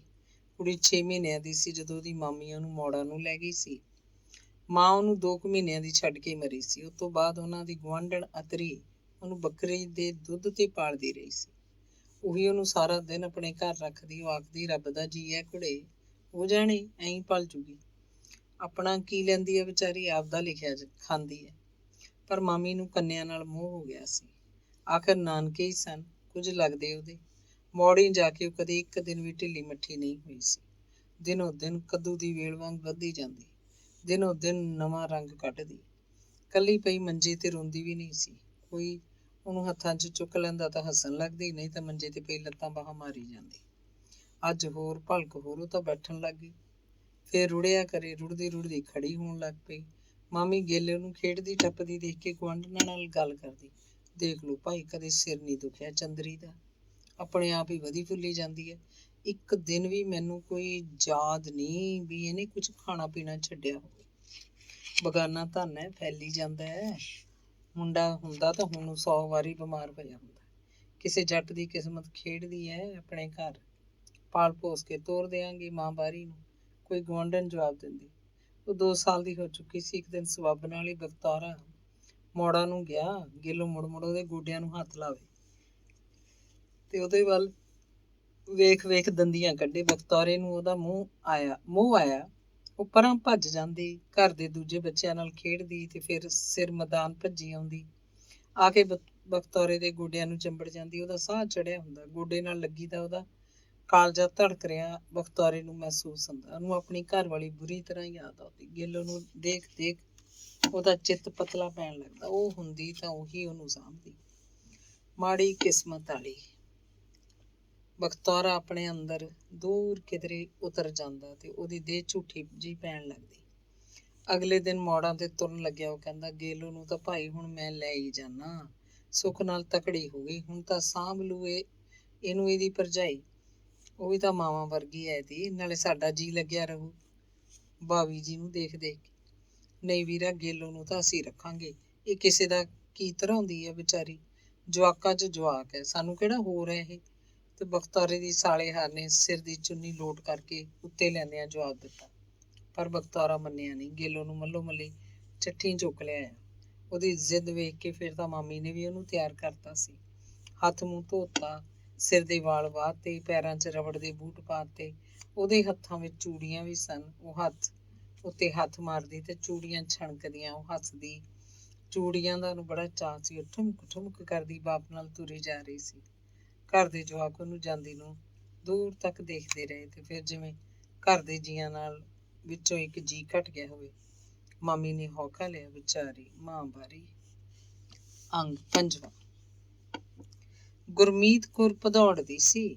ਉਹ ਬਚਿੱਤਰ ਤੋਂ 2-3 ਸਾਲ ਛੋਟੀ ਸੀ। ਉਹਨਾਂ ਦੇ ਵਿਆਹ ਤੋਂ 1 ਸਾਲ ਬਾਅਦ ਹੀ ਗੰਡਾ ਬੁੜਾ ਮਰ ਗਿਆ ਸੀ। ਜਿਵੇਂ ਪੋਤੇ ਦੇ ਵਿਆਹ ਨੂੰ ਹੀ ਉਡੀਕ ਰਿਹਾ ਹੋਵੇ। ਆਖਦਾ ਹੁੰਦਾ, ਮੈਂ ਬਚਿੱਤਰ ਦਾ ਮੁੰਡਾ ਵੇਖ ਕੇ ਮਰਨਾ, ਐਡੀ ਛੇਤੀ ਨਹੀਂ ਮੁੱਕਦਾ ਮੈਂ। ਕਿੰਨਾ ਚਾਅ ਸੀ ਉਹਨੂੰ ਬਚਿੱਤਰ ਜੰਮੇ ਦਾ, ਤੇ ਫਿਰ ਉਹ ਆਪਣੇ ਜਿਉਂਦੇ ਜਿਉਂਦੇ ਇਸ ਘਰ ਦੀ ਦੇਹਲੀ ਵਧੀ ਦੇਖਣਾ ਚਾਹੁੰਦਾ ਸੀ। ਉਹ ਪੋਤੇ ਦਾ ਗਾਂ ਮੁੰਡਾ ਤਾਂ ਨਾ ਦੇਖ ਸਕਿਆ, ਪਰ ਪੋਤੇ ਦਾ ਵਿਆਹ ਜ਼ਰੂਰ ਦੇਖਿਆ। ਬਚਿੱਤਰ ਦੇ ਵਿਆਹ ਤੋਂ ਅਗਲੇ ਸਾਲ ਹੀ ਜਦੋਂ ਗੁਰਮੀਤ ਦੇ ਮੁੰਡਾ ਹੋਇਆ ਤਾਂ ਚੱਠੀ ਤੇ ਭਦੌੜ ਲੱਖ ਖੁਸ਼ੀਆਂ ਮਨਾਈਆਂ ਗਈਆਂ। ਚੱਠਿਆਂ ਵਾਲੇ ਆਖਦੇ ਸੀ, ਲਓ ਬਈ ਗੰਡੇ ਦੀ ਦੇਹਲੀ ਅੱਗੇ ਤੁਰ ਪਈ। ਪਰ ਉਹਨੇ ਆਪ ਨਹੀਂ ਦੇਖਣਾ ਸੀ ਨਿਮਾਣੇ ਨੇ, ਜਿਉਂਦਾ ਹੁੰਦਾ ਤਾਂ ਪੁੱਠੀਆਂ ਛਾਲਾਂ ਮਾਰਦਾ। ਗੰਡੇ ਕੋਲ 10 ਕੁਮਾਂ ਜ਼ਮੀਨ ਸੀ। ਇੰਨੀ ਜ਼ਮੀਨ ਉਹਨੂੰ ਇਕੱਲੇ ਨੂੰ ਵਾਧੂ ਸੀ। 2 ਬਲਦ ਰੱਖਦਾ, ਇੱਕ ਹਲ ਨਾਲ ਖੇਤੀ ਦਾ ਕੰਮ ਵਧੀਆ ਸੀ। ਸਾਰੀ ਨੂੰ ਕੱਸੀ ਦਾ ਪਾਣੀ ਲੱਗਦਾ। ਜ਼ਮੀਨ ਸੀ ਤਕੜੀ। ਕਪਾਹ, ਮੱਕੀ, ਕਮਾਦ ਤੇ ਕਣਕ, ਸਾਰੀਆਂ ਫਸਲਾਂ ਜਿਉਂ ਤੋਂ ਤਿਉਂ ਪੈਦਾ ਹੁੰਦੀਆਂ। ਸਾਉਣੀ ਵੇਲੇ ਮੱਕੀਆਂ, ਕਪਾਹਾਂ ਤੇ ਹਾੜੀ ਵੇਲੇ ਕਣਕਾਂ ਦੇ ਢੇਰ ਲੱਗੇ ਰਹਿੰਦੇ। ਵਿੱਚੇ ਚਰੀਆਂ, ਗੁਆਰੇ ਪਸ਼ੂਆਂ ਲਈ ਬੀਜੇ ਜਾਂਦੇ ਤੇ ਦਾਲਾਂ ਲਈ ਮੂੰਗੀ, ਮੋਠ ਤੇ ਮਸਰੀ, ਛੋਲੇ ਵੀ। ਕਾਸੇ ਚੀਜ਼ ਦੀ ਟੋਟ ਨਹੀਂ ਸੀ ਇਸ 10 ਕੁਮਾਂ ਭੋਏ 'ਚ। ਉਹ ਤਾਂ ਵੇਲੇ ਹੀ ਬੜੇ ਚੰਗੇ ਸੀ। ਗੰਡੇ ਨੇ ਇੱਕ ਡਬਲੀ ਪੈਸਾ ਵੀ ਕਦੇ ਬਾਣੀਆਂ ਤੋਂ ਵਿਆਜੂ ਨਹੀਂ ਫੜਿਆ ਸੀ। ਉਹਨੂੰ ਕੋਈ ਐਬ ਵੈਲ ਵੀ ਨਹੀਂ ਸੀ। ਨਾ ਉਹ ਸ਼ਰਾਬ ਪੀਂਦਾ, ਨਾ ਫੀਮ ਖਾਂਦਾ। ਵਿਆਹ ਸ਼ਾਦੀਆਂ ਦਾ ਵੀ ਕੋਈ ਖਰਚ ਨਹੀਂ ਸੀ, ਨਾ ਮਰਨਿਆਂ ਪਰਨਿਆਂ ਦਾ। ਗੰਡੇ ਦਾ ਪਿਓ ਬਹੁਤ ਪਹਿਲਾਂ ਪਤਾ ਨਹੀਂ ਕਦੋਂ ਮਰਿਆ ਸੀ। ਉਹਨੂੰ ਯਾਦ ਹੀ ਨਹੀਂ ਸੀ ਕਿ ਪਿਓ ਦੇ ਮਰਨੇ ਤੇ ਕੀ ਖਰਚ ਹੋਇਆ ਸੀ। ਤੇ ਫਿਰ ਵਿਆਹ ਤੇ ਵੀ ਉਹਨੇ ਬਖਤੌਰੇ ਦਾ ਬਹੁਤ ਸਾਦਾ ਜਿਹਾ ਕੀਤਾ ਸੀ। ਗੰਡੇ ਤੋਂ ਬਾਅਦ ਉਹਦੇ ਮੁੰਡੇ ਬਖਤੌਰੇ ਨੇ ਵੀ ਆਪਣੀ ਕਬੀਲਦਾਰੀ ਸੋਹਣੀ ਨਿਭਾਈ ਸੀ। ਬਾਪ ਵਾਂਗ ਉਹਦਾ ਧਿਆਨ ਵੀ ਹਮੇਸ਼ਾ ਕਮਾਈ ਵੱਲ ਰਿਹਾ। ਉਹਨੂੰ ਵੀ ਕੋਈ ਐਬ ਵੈਲ ਨਹੀਂ ਸੀ। ਉਹ ਤਾਂ ਬਸ ਗੰਡੇ ਦਾ ਹੀ ਦੂਜਾ ਰੂਪ ਸੀ। ਬਖਤੌਰੇ ਦਾ ਮੁੰਡਾ ਬਚਿੱਤਰ ਬਖਤੌਰੇ ਜਿੱਡਾ ਹੀ ਲੱਗਦਾ। ਉਹਨੇ ਛੋਟੀ ਉਮਰ 'ਚ ਹੀ ਵਿਆਹ ਲਿਆ ਸੀ। ਬਖਤੌਰੇ ਨੇ ਕੀ ਗੰਡੇ ਨੇ ਆਪ ਬਚਿੱਤਰ ਨੂੰ ਛੇਤੀ ਵਿਆਹਿਆ ਸੀ ਤਾਂ ਕਿ ਪੋਤ ਨੂੰਹ ਦੇ ਗਾਂ ਬੱਚੇ ਹੋਣ ਤੇ ਘਰ ਤੁਰਦਾ ਰਹੇ। ਘਰ 'ਚ ਜਵਾਕਾਂ ਦੀ ਬੜੀ ਲੋੜ ਸੀ। ਇੱਕ ਜਵਾਕ ਹੁੰਦਾ ਸੀ ਗਾਂ ਫਿਰ ਗੰਡੇ ਦਾ ਕਹਿਣਾ ਜਿਵੇਂ ਮੁੰਡਾ ਹੀ ਲੱਗ ਜਾਂਦਾ। ਗੰਡੇ ਦਾ ਆਪਣਾ ਇੱਕ ਮੁੰਡਾ, ਫਿਰ ਬਖਤੌਰੇ ਦਾ ਗਾਂ ਇੱਕ ਬਚਿੱਤਰ। ਗੰਡਾ ਆਪ ਵੀ ਇੱਕੋ ਸੀ। ਬਚਿੱਤਰ ਦੇ ਵਿਆਹ ਤੋਂ ਪਹਿਲਾਂ ਗੰਡਾ ਹੱਸਦਾ ਆਖਦਾ ਹੁੰਦਾ, ਹੁਣ ਤਾਂ ਉਹ ਬਹੂ ਲਿਆਵਾਂਗੇ ਕੋਈ ਜਿਹੜੀ ਜੋੜੇ ਮੁੰਡੇ ਜੰਮਿਆ ਕਰੇ। ਜੱਟ ਦੇ ਘਰ ਮੁੰਡਿਆਂ ਨਾਲ ਹੀ ਜੀਮੀ ਵੱਧਦੀ ਆ। ਗੁਰਮੀਤ ਕੌਰ ਦੂਜਾ ਮੁੰਡਾ ਜੰਮ ਕੇ ਭਦੌੜੋਂ ਆਈ ਸੀ ਤੇ ਜਦੋਂ ਗੇਲੋ ਨੂੰ ਮੋੜਾਂ ਤੋਂ ਇੱਥੇ ਚੱਠੀ ਲਿਆਂਦਾ ਗਿਆ। ਪਹਿਲਾ ਮੁੰਡਾ ਹਰਨੇਕ ਗੇਲੋ ਦੇ ਹਾਣ ਪਰਵਾਹ ਨਹੀਂ ਸੀ। ਦੂਜਾ ਮੁੰਡਾ ਕਾਰੂ ਉਹ 3-4 ਮਹੀਨਿਆਂ ਦਾ ਹੀ ਲੈ ਕੇ ਪਿੰਡ ਆਈ ਸੀ। ਨਾਨਕਿਆਂ ਨੇ ਉਹਦਾ ਨਾਂ ਕਰਤਾਰ ਰੱਖਿਆ ਸੀ, ਪਰ ਉਹਨੂੰ ਪਿਆਰ ਨਾਲ ਸਭ ਕਾਰੂ ਆਖਦੇ। ਚੱਠੀ ਆ ਕੇ ਗੇਲੋ ਜਵਾਕਾਂ 'ਚ ਰਚ ਮਿਚ ਗਈ, ਜਿਵੇਂ ਮੋੜਾਂ ਵਾਲੇ ਉਹਨੂੰ ਯਾਦ ਹੀ ਨਾ ਰਹਿ ਗਏ। ਹੁਣ ਹੱਡਾਂ ਪੈਰਾਂ ਦੀ ਖੁੱਲੀ ਸੀ। ਉਹ ਹੱਡਾਂ ਪੈਰਾਂ ਦੀ ਖੁੱਲੀ ਸੀ। 2 ਸਾਲਾਂ ਤੋਂ ਉਹ ਵੱਡੀ ਦਿਸਦੀ। ਉਹ ਕਾਰੂ ਨੂੰ ਚੁੱਕ ਤਾਂ ਲੈਂਦੀ, ਪਰ ਉਹਦੀਆਂ ਆਪਣੀਆਂ ਲੱਤਾਂ ਕੰਬਣ ਲੱਗਦੀਆਂ। ਗੁਰਮੀਤ ਕੌਰ ਆਖਦੀ, ਪਹਿਲਾਂ ਆਪ ਤਾਂ ਤਕੜੀ ਹੋ ਜਾ, ਬਥੇਰਾ ਚੱਕ ਲਿਆ ਕਰੀ। ਜਵਾਕਾਂ ਦੇ ਵਿੱਚ ਜਵਾਕ ਗੁਰਮੀਤ ਕੌਰ ਗੇਲੋ ਨੂੰ ਮੋਹ ਕਰਦੀ। ਹਰਨੇਕ ਤੇ ਗੇਲੋ ਸਾਰਾ ਦਿਨ ਖੇਡਦੇ ਰਹਿੰਦੇ। ਘਰ ਦੇ ਵਿਹੜੇ 'ਚ ਰੇਤਾ ਹੀ ਰੇਤਾ ਸੀ। ਉਹਨਾਂ ਦੀਆਂ ਬਹੁਤੀਆਂ ਖੇਡਾਂ ਰੇਤੇ ਵਾਲੀਆਂ ਹੀ ਸੀ। ਤੜਕੇ ਦੋਵੇਂ ਨਹਾਤੇ ਧੋਤੇ ਹੁੰਦੇ, ਆਥਣ ਤੱਕ ਭੂਤ ਦਿਸਣ ਲੱਗਦੇ। ਨਵੇਂ ਧੋਤੇ ਕੱਪੜੇ ਮਿੱਧ ਲੈਂਦੇ ਤੇ ਮੂੰਹ ਸਿਰ ਦਾ ਬੁਰਾ ਹਾਲ ਨਾਲ ਆਥਣੇ ਰੋਟੀ ਖਾਣ ਤੋਂ ਪਹਿਲਾਂ ਗੁਰਮੀਤ ਕੌਰ ਉਹਨਾਂ ਦੇ ਮੂੰਹ ਧੋ ਦਿੰਦੀ, ਹੱਥ ਪੈਰ ਸਾਫ਼ ਕਰਦੀ। ਭੂਆ ਭਤੀਜਾ ਜਿਵੇਂ ਭੈਣ ਭਾਈ ਹੋਣ। ਬਖਤੌਰਾ ਬਹੁਤ ਖੁਸ਼ ਸੀ ਕਿ ਉਹਦੀ ਮਾਂ ਬਾਰੀ ਧੀ ਵਧੀਆ ਪਲ ਰਹੀ ਹੈ। ਉਹਨੂੰ 2 ਪੋਤਿਆਂ ਦਾ ਇੰਨਾ ਚਾਅ ਨਹੀਂ ਸੀ ਜਿੰਨਾ ਧਰਵਾਸ ਗੇਲੋ ਦੇ ਇਸ ਆਪਣੇ ਘਰ 'ਚ ਰਹਿ ਕੇ ਵਧਣ ਫੁੱਲਣ ਦਾ। ਨਾਨਕੇ ਫਿਰ ਵੀ ਦੂਜੇ ਹੁੰਦੇ ਨੇ। ਉਹ ਸੋਚਦਾ, ਇਹ ਘਰ ਉਹਦੀ ਮਾਂ ਦਾ ਘਰ ਹੈ, ਇਹ ਘਰ ਉਹਦੇ ਪਿਓ ਦਾ ਘਰ ਹੈ। ਉਹ ਆਪਣੇ ਘਰ 'ਚ ਜਵਾਨ ਹੋਏਗੀ। ਇਸ ਆਪਣੇ ਘਰ 'ਚੋਂ ਹੀ ਉਹਦੀ ਡੋਲੀ ਤੁਰੇਗੀ। ਬਚਿੱਤਰ ਆਪਣੀ ਧੀ ਸਮਝ ਕੇ ਗੇਲੋ ਦਾ ਵਿਆਹ ਕਰੇਗਾ। ਸਾਰਾ ਦੇਣ ਲੈਣ ਕਰੇਗਾ। ਕਿਉਂ ਨਹੀਂ ਕਰੇਗਾ? ਉਹ ਇਸ ਘਰ ਦੀ ਧੀ ਹੈ, ਇੱਥੋਂ ਦੀ ਜੰਮਪਲ ਹੈ। ਜ਼ਮੀਨ ਜਾਇਦਾਦ ਵਿੱਚ ਉਹਦਾ ਹੱਕ ਬਣਦਾ। ਉਹ ਸਿਆਣਿਆਂ ਤੋਂ ਗੱਲਾਂ ਸੁਣਦਾ। ਉਹਦਾ ਪਿਓ ਗੰਡਾਸੂ ਵੀ ਆਖਦਾ ਹੁੰਦਾ, ਜਿਹਦੇ ਘਰ ਧੀ ਦੇਤੀ ਰੱਬ ਨੇ, ਉਹਨੂੰ ਤੀਰਥਾਂ ਤੇ ਜਾ ਕੇ ਪੁੰਨ ਦਾਨ ਕਰਨ ਦੀ ਲੋੜ ਨਹੀਂ, ਮੰਦਰਾਂ ਗੁਰਦੁਆਰਿਆਂ 'ਚ ਜਾਣ ਦੀ ਲੋੜ ਨਹੀਂ, ਭਾਈਆ ਬਾਹਮਣਾਂ ਨੂੰ ਵੀ ਮੰਨਣ ਦੀ ਲੋੜ ਨਹੀਂ। ਗੇਲੋ ਲਗਰ ਵਾਂਗ ਵੱਧਦੀ ਜਾ ਰਹੀ ਸੀ। ਹਰਨੇਕ ਚਾਹੇ ਉਹਦੇ ਹਾਣ ਦਾ ਹੀ ਸੀ, ਪਰ ਗੇਲੋ ਸਾਹਮਣੇ ਖੜਾ ਘਸਿਆ ਜਿਹਾ ਲੱਗਦਾ। ਉਹ ਗਹਿਰੇ ਅੰਗਾਂ ਪੈਰਾਂ ਦਾ ਸੀ। ਆਮ ਤੌਰ ਤੇ ਢਿੱਲਾ ਮੱਠਾ ਹੀ ਰਹਿੰਦਾ। ਕਿਸੇ ਦਿਨ ਰੋਟੀ ਨਾ ਖਾਂਦਾ, ਆਖਦਾ ਭੁੱਖ ਨਹੀਂ। ਆਮ ਤੌਰ ਤੇ ਰੁੱਸ ਜਾਂਦਾ। ਬੈਂਗਣਾਂ ਦੀ ਸਬਜ਼ੀ ਨਹੀਂ ਖਾਣੀ, ਮਸਰੀ ਦੀ ਦਾਲ ਮੈਨੂੰ ਸਵਾਦ ਨਹੀਂ ਲੱਗਦੀ, ਮੈਂ ਮੱਕੀ ਦੀ ਰੋਟੀ ਖਾਣੀ ਹੈ, ਦਾਲ ਰੋਟੀ ਨਹੀਂ ਖਾਣੀ, ਚੂਰੀ ਕੁੱਟ ਕੇ ਦਿਓ ਮੈਨੂੰ। ਤਾਂ ਅਸਲ 'ਚ ਉਹਦਾ ਅੰਦਰ ਮਰਿਆ ਰਹਿੰਦਾ ਸੀ, ਜ਼ਿੱਦੀ ਬਣ ਚੁੱਕਿਆ ਸੀ। ਉਹਨੂੰ ਪਿੰਡ ਦੇ ਡਾਕਟਰ ਕੋਲ ਲੈ ਕੇ ਜਾਂਦੇ। ਡਾਕਟਰ ਉਹਨੂੰ ਪੀਣ ਵਾਲੀ ਦਵਾਈ ਦੀ ਸ਼ੀਸ਼ੀ ਬਣਾ ਕੇ ਦੇ ਦਿੰਦਾ। ਆਖਦਾ, ਇਹਦੇ ਨਾਲ ਭੁੱਖ ਲੱਗਣ ਲੱਗ ਜੂ। ਪਰ ਗਲਾਸ 'ਚ ਦਵਾਈ ਦੀ ਖੁਰਾਕ ਪਾ ਕੇ, ਜਿਵੇਂ ਡਾਕਟਰ ਨੇ ਦੱਸਿਆ ਸੀ, ਗੁਰਮੀਤ ਕੌਰ ਕਿੰਨਾ ਚਿਰ ਬੈਠੀ ਰਹਿੰਦੀ। ਹਰਨੇਕ ਦਵਾਈ ਪੀਣ 'ਚ ਹੀ ਨਹੀਂ ਆਉਂਦਾ ਸੀ। ਆਖਦਾ, ਕੌੜੀ ਹੈ, ਬਹੁਤੀ ਹੈ, ਵਿੱਚ ਖੰਡ ਪਾ ਕੇ ਦਿਓ, ਪਾਣੀ ਹੋਰ ਪਾ ਦਿਓ। ਉਹਨੇ ਘਰ ਦੇ ਕੰਮ ਵੀ ਕਰਨੇ ਹੁੰਦੇ। ਅਖੀਰ ਖਿੱਝ ਕੇ ਉਹ ਹਰਨੇਕ ਨੂੰ ਕੁੱਟ ਦਿੰਦੀ। ਥੱਪੜ ਮੁੱਕੀਆਂ ਮਾਰ ਉਹਨੂੰ ਭੰਬੂ ਤਾਰੇ ਦਿਸਣ ਲਾ ਦਿੰਦੀ। ਗਲਾਸ 'ਚ ਪਾਈ ਦਵਾਈ ਡੋਲ ਦਿੰਦੀ। ਦਵਾਈ ਦੀ ਸ਼ੀਸ਼ੀ ਚੁੱਕ ਕੇ ਕੰਧ ਦੀ ਅਲਮਾਰੀ 'ਚ ਰੱਖ ਦਿੰਦੀ। ਗਾਲਾਂ ਕੱਢਦੀ, ਡੰਗਰਾਂ ਦਾ ਗੋਹਾ ਕੂੜਾ ਕਰਨ ਲੱਗਦੀ। ਹਰਨੇਕ ਰੋਂਦਾ ਆਪੇ ਚੁੱਪ ਹੋ ਜਾਂਦਾ, ਫਿਰ ਬੈਠਾ ਉੱਥੇ ਹੀ ਕਿਤੇ ਸੌਂ ਜਾਂਦਾ। ਗੇਲੋ ਨੇ ਅਜਿਹਾ ਕਦੇ ਨਹੀਂ ਕੀਤਾ ਸੀ। ਉਹ ਕਿਸੇ ਵੀ ਗੱਲ ਦੀ ਰਿਆੜ ਨਹੀਂ ਸੀ ਕਰਦੀ। ਰੁੱਸੀ ਕਦੇ ਵੀ ਨਹੀਂ ਸੀ। ਉਹਨੂੰ ਜਦੋਂ ਵੀ ਤੇ ਜਿਹੋ ਜਿਹਾ ਵੀ ਗੁਰਮੀਤ ਕੌਰ ਖਾਣ ਨੂੰ ਦੇ ਦਿੰਦੀ, ਉਹ ਖਾ ਪੀ ਲੈਂਦੀ। ਉਹਨੂੰ ਤਾਂ ਬੇਹਾ ਵੀ ਪਚ ਜਾਂਦਾ ਸੀ। ਜੇ ਕਦੇ ਖੰਘ ਜ਼ੁਕਾਮ ਹੁੰਦਾ ਤਾਂ ਵਿੱਚੇ ਖਾਈ ਪੀ ਜਾਂਦੀ। ਬਖਤੌਰੇ ਨੂੰ ਬੜਾ ਹੌਸਲਾ ਸੀ ਕਿ ਉਹਦੇ ਦੋਵੇਂ ਪੋਤੇ ਜਦੋਂ ਜਵਾਨ ਹੋ ਗਏ ਤਾਂ ਖੇਤੀ ਦੇ ਕੰਮ 'ਚ ਪੈ ਕੇ ਉਹਨਾਂ ਦਾ ਘਰ ਖੱਬੀ ਖਾਨ ਜੱਟਾਂ ਦਾ ਘਰ ਬਣ ਜਾਊਗਾ। ਕਮਾਈ ਕਰਕੇ ਹੋਰ ਜ਼ਮੀਨ ਬੈ ਲੈ ਲੈਣਗੇ ਤੇ 2 ਹਲਾਂ ਦੀ ਵਾਹੀ ਕਰਨਗੇ।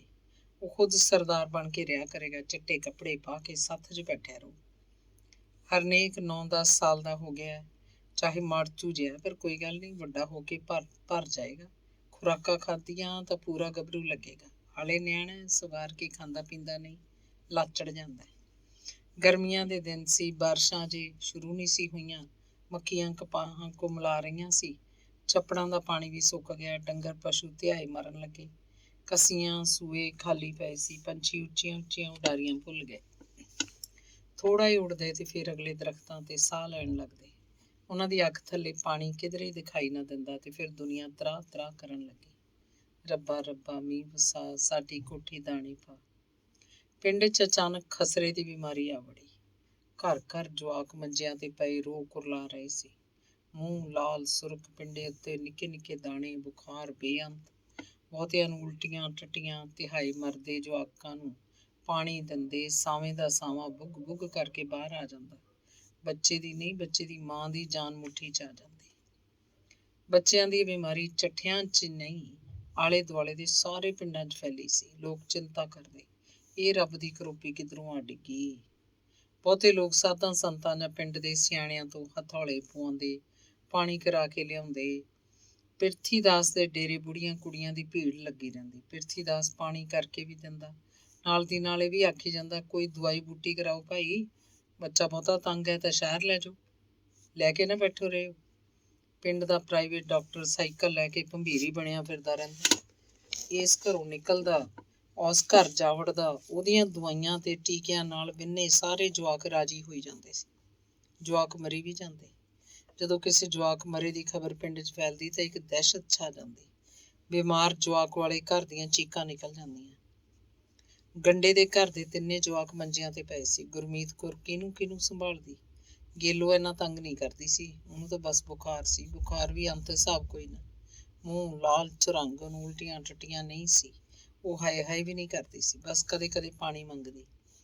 ਗੁਰਮੀਤ ਕੌਰ ਨੇ ਉਹ ਤੇ ਸਰਾਣੇ ਅਖੀਰ ਗੜਵਾ ਪਾਣੀ ਦਾ ਭਰ ਕੇ ਰੱਖਤਾ। ਉੱਤੇ ਕੌਲੀ, ਕਹਿੰਦੀ ਜਦੋਂ ਤੇ ਲੱਗੇ ਆਪੇ ਉੱਠ ਕੇ ਪੀ ਲਿਆ ਕਰ ਭਾਈ, ਮੈਂ ਕਿਹਦਾ ਕਰਦੀ ਫਿਰਾਂ। ਮੁੰਡੇ ਦੋਵੇਂ ਬਹੁਤ ਤੰਗ ਸੀ। ਦੋਵਾਂ ਨੂੰ ਉਲਟੀਆਂ ਟੱਟੀਆਂ, ਮੰਜੇ ਤੋਂ ਉੱਠ ਕੇ ਬੈਠ ਜਾਂਦੇ। ਗੁਰਮੀਤ ਕੌਰ ਉਹਨਾਂ ਨੂੰ ਮੰਜੇ ਕੋਲ ਟੱਟੀ ਕਰਨ ਬਿਠਾ ਦਿੰਦੀ, ਮਗਰੋਂ ਉੱਤੇ ਰੇਤਾ ਪਾ ਦਿੰਦੀ। ਵੱਡਾ ਤਾਂ ਬਹੁਤਾ ਹੀ ਤੰਗ ਹੋ ਗਿਆ। ਉਹਨਾਂ ਨੇ ਪਿੰਡ ਦਾ ਡਾਕਟਰ ਸੱਦ ਕੇ ਨਹੀਂ ਲਿਆਂਦਾ। ਬਚਿੱਤਰ ਤਾਂ ਖੇਤ ਸੀ, ਬਖਤੌਰਾ ਪਿਰਥੀਦਾਸ ਦੇ ਡੇਰੇ ਗਿਆ ਸੀ ਤੇ ਤਿੰਨਾਂ ਲਈ ਪਾਣੀ ਦੀ ਗੜਵੀ ਕਰਵਾ ਲਿਆ। ਮੁੰਡਿਆਂ ਨੂੰ ਤਾਂ ਪਾਣੀ ਪਚਿਆ ਹੀ ਨਹੀਂ, ਗੇਲੋ ਨੇ ਪੀਤਾ ਸੀ। ਬਚਿੱਤਰ ਆਥਣੇ ਘਰ ਆਇਆ ਤਾਂ ਹਰਨੇਕ ਦੀ ਬੁਰੀ ਹਾਲਤ ਸੀ। ਰਾਤ ਨੂੰ ਤਾਂ ਚੁੱਪ ਹੀ ਹੋ ਗਿਆ, ਨਾ ਰੋਂਦਾ ਨਾ ਕੁਝ ਮੂੰਹ ਬੋਲ ਕੇ ਦੱਸਦਾ।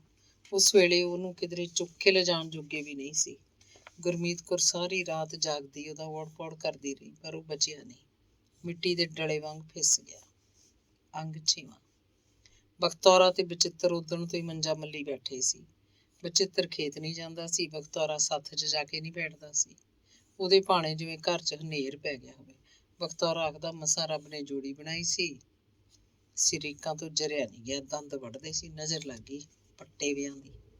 ਬਚਿੱਤਰ ਗੁਰਮੀਤ ਕੌਰ ਤੇ ਖੇਦਾ ਸੀ, ਤੂੰ ਉਹਨੂੰ ਸਮਾਰ ਕੇ ਸਾਂਭਿਆ ਨਹੀਂ। ਮੈਂ ਕਿਹਨੂੰ ਸਾਂਭਦੀ, 3 ਪਏ ਸੀ, ਇਹ ਤਾਂ ਰੱਬ ਦਾ ਭਾਣਾ ਸੀ, ਲੈ ਗਿਆ ਉਹਨੂੰ। ਕਾਰੂ ਨੂੰ ਨਾ ਕੁਛ ਹੋ ਗਿਆ, ਆ ਗੇਲੋ ਬੈਠੀ ਆ ਚੰਗੀ ਭਲੀ, ਉਹ ਧੀਮੇ ਸੁਰ 'ਚ ਜਵਾਬ ਦਿੰਦੀ। 5-7 ਦਿਨਾਂ ਬਾਅਦ ਹੀ ਬਚਿੱਤਰ ਦਾ ਕੰਮ ਤੇ ਜਾ ਲੱਗਿਆ, ਪਰ ਬਖਤੌਰਾ ਟੁੱਟ ਕੇ ਰਹਿ ਗਿਆ। ਉਹ ਤਾਂ ਅੰਨ ਪਾਣੀ ਵੀ ਛੱਡੀ ਬੈਠਾ ਸੀ, ਬਸ ਚਾਹ ਦੀ ਬੁੱਕ ਲੈ ਲੈਂਦਾ। ਰੋਟੀ ਉਹਨੂੰ ਸਵਾਦ ਨਾ ਲੱਗਦੀ। ਲੋਕ ਉਹਦੇ ਘਰ ਅਫਸੋਸ ਕਰਨ ਆਉਂਦੇ ਤੇ ਗੱਲਾਂ ਆਖ ਉਹਨੂੰ ਹੋਰ ਉਦਾਸ ਕਰ ਜਾਂਦੇ। ਉਹਦੀਆਂ ਅੱਖਾਂ 'ਚੋਂ ਪਾਣੀ ਨਹੀਂ ਮੁੱਕਦਾ ਸੀ।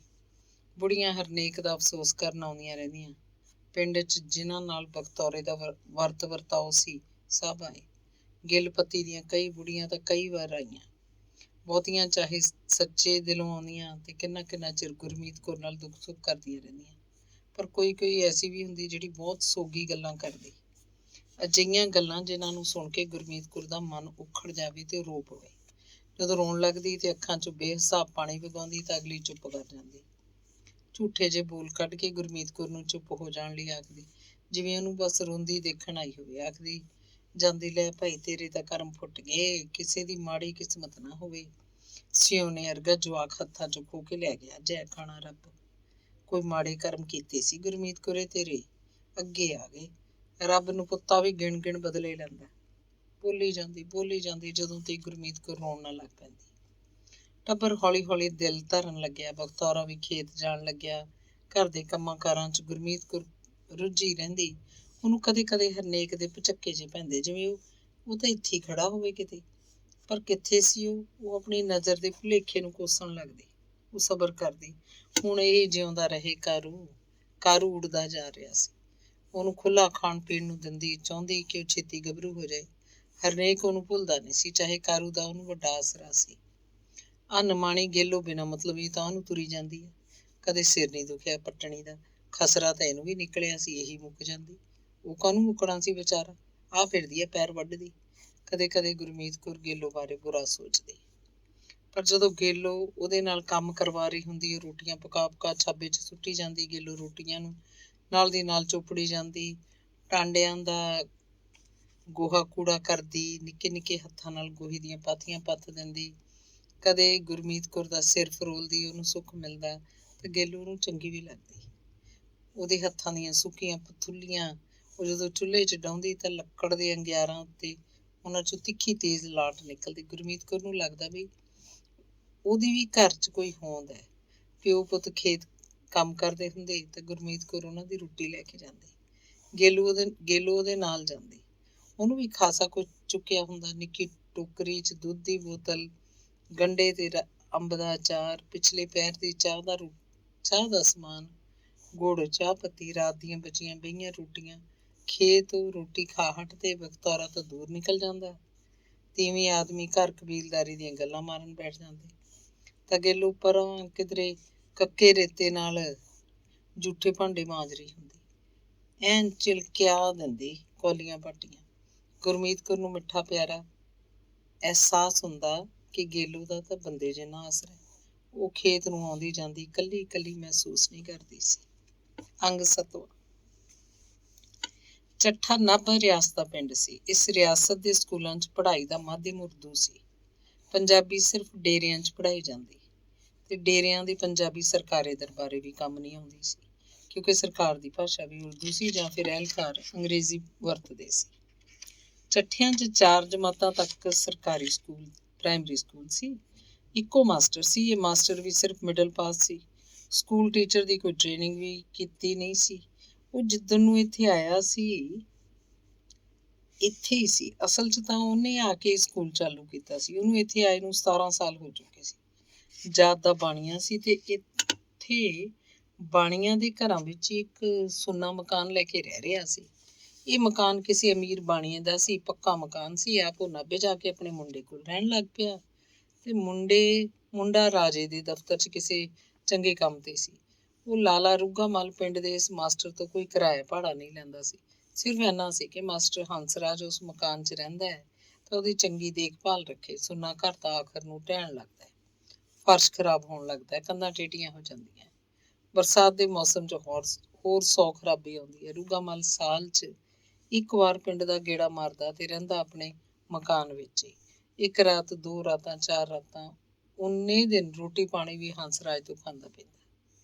ਉਹ ਹੰਸਰਾਜ ਨੂੰ ਹਿਦਾਇਤਾਂ ਕਰਦਾ ਰਹਿੰਦਾ, ਇੱਥੋਂ ਇਹ ਵਿਹੜਾ ਨੀਵਾਂ, ਇੱਥੇ ਮਿੱਟੀ ਦੇ ਬੱਠਲ ਸਿਟਵਾ ਲਓ, ਛੱਤ ਤੇ ਪਾਣੀ ਨਹੀਂ ਖੜਾ ਰਹਿਣਾ ਚਾਹੀਦਾ। ਦੀਵਾਲੀ ਮੌਕੇ ਹਰ ਸਾਲ ਮਕਾਨ ਨੂੰ ਸਫੈਦੀ ਕਰਾਉਣੀ ਹੈ ਭਾਈ। ਦਰਵਾਜ਼ੇ ਬਾਰੀਆਂ ਨੂੰ ਰੰਗ ਹਰ ਸਾਲ ਜ਼ਰੂਰੀ ਹੈ, ਨਹੀਂ ਤਾਂ ਲੱਕੜ ਫਟ ਜਾਣ ਦਾ ਡਰ ਰਹਿੰਦਾ।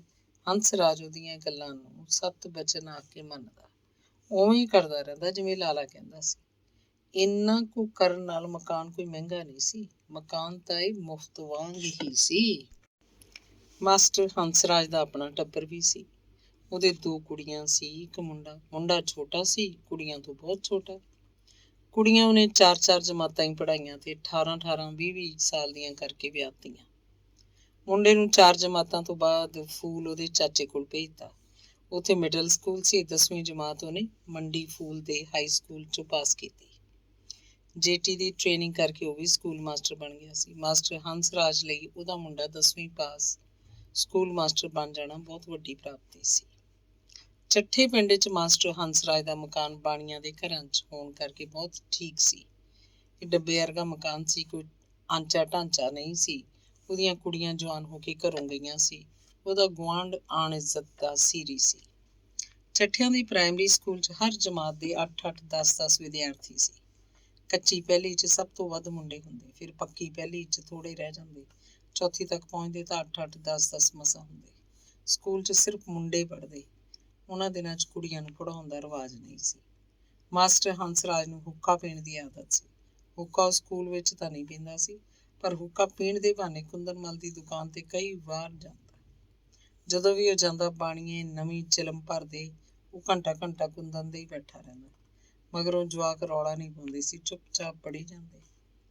ਜਮਾਤਾਂ ਦੇ ਹੁਸ਼ਿਆਰ ਮੁੰਡੇ ਮਨੀਟਰ ਬਣਾਏ ਹੁੰਦੇ ਸੀ ਤੇ ਉਹੀ ਪੜ੍ਹਾਈ ਜਾਂਦੇ। ਦੂਜੇ ਮੁੰਡਿਆਂ ਨੂੰ ਸਾਰੀਆਂ 3 ਤਾਂ ਕਿਤਾਬਾਂ ਹੁੰਦੀਆਂ, ਇੱਕ ਹਿਸਾਬ ਦੀ, ਇੱਕ ਉਰਦੂ ਦੀ ਤੇ ਇੱਕ ਜਿਓਗ੍ਰਾਫੀ ਦੀ। ਉਹ ਦਿਨ ਵਿੱਚ ਇੱਕ ਜਮਾਤ ਨੂੰ ਇੱਕ ਵਾਰ ਪੜ੍ਹਾਉਂਦਾ ਸੀ। ਸਬਕ ਦਿੰਦਾ, ਹਿਸਾਬ ਦੇ ਔਖੇ ਸਵਾਲ ਸਮਝਾ ਦਿੰਦਾ, ਜਗਰਾਫੀਆ ਪੜ੍ਹਾਉਂਦਾ, ਕੰਧ ਉੱਤੇ ਨਕਸ਼ਾ ਲਟਕਾ ਕੇ। ਤੇ ਉਰਦੂ ਦੀਆਂ ਨਜ਼ਮਾਂ ਸਭ ਨੂੰ ਜ਼ਬਾਨੀ ਯਾਦ ਕਰਨੀਆਂ ਪੈਂਦੀਆਂ।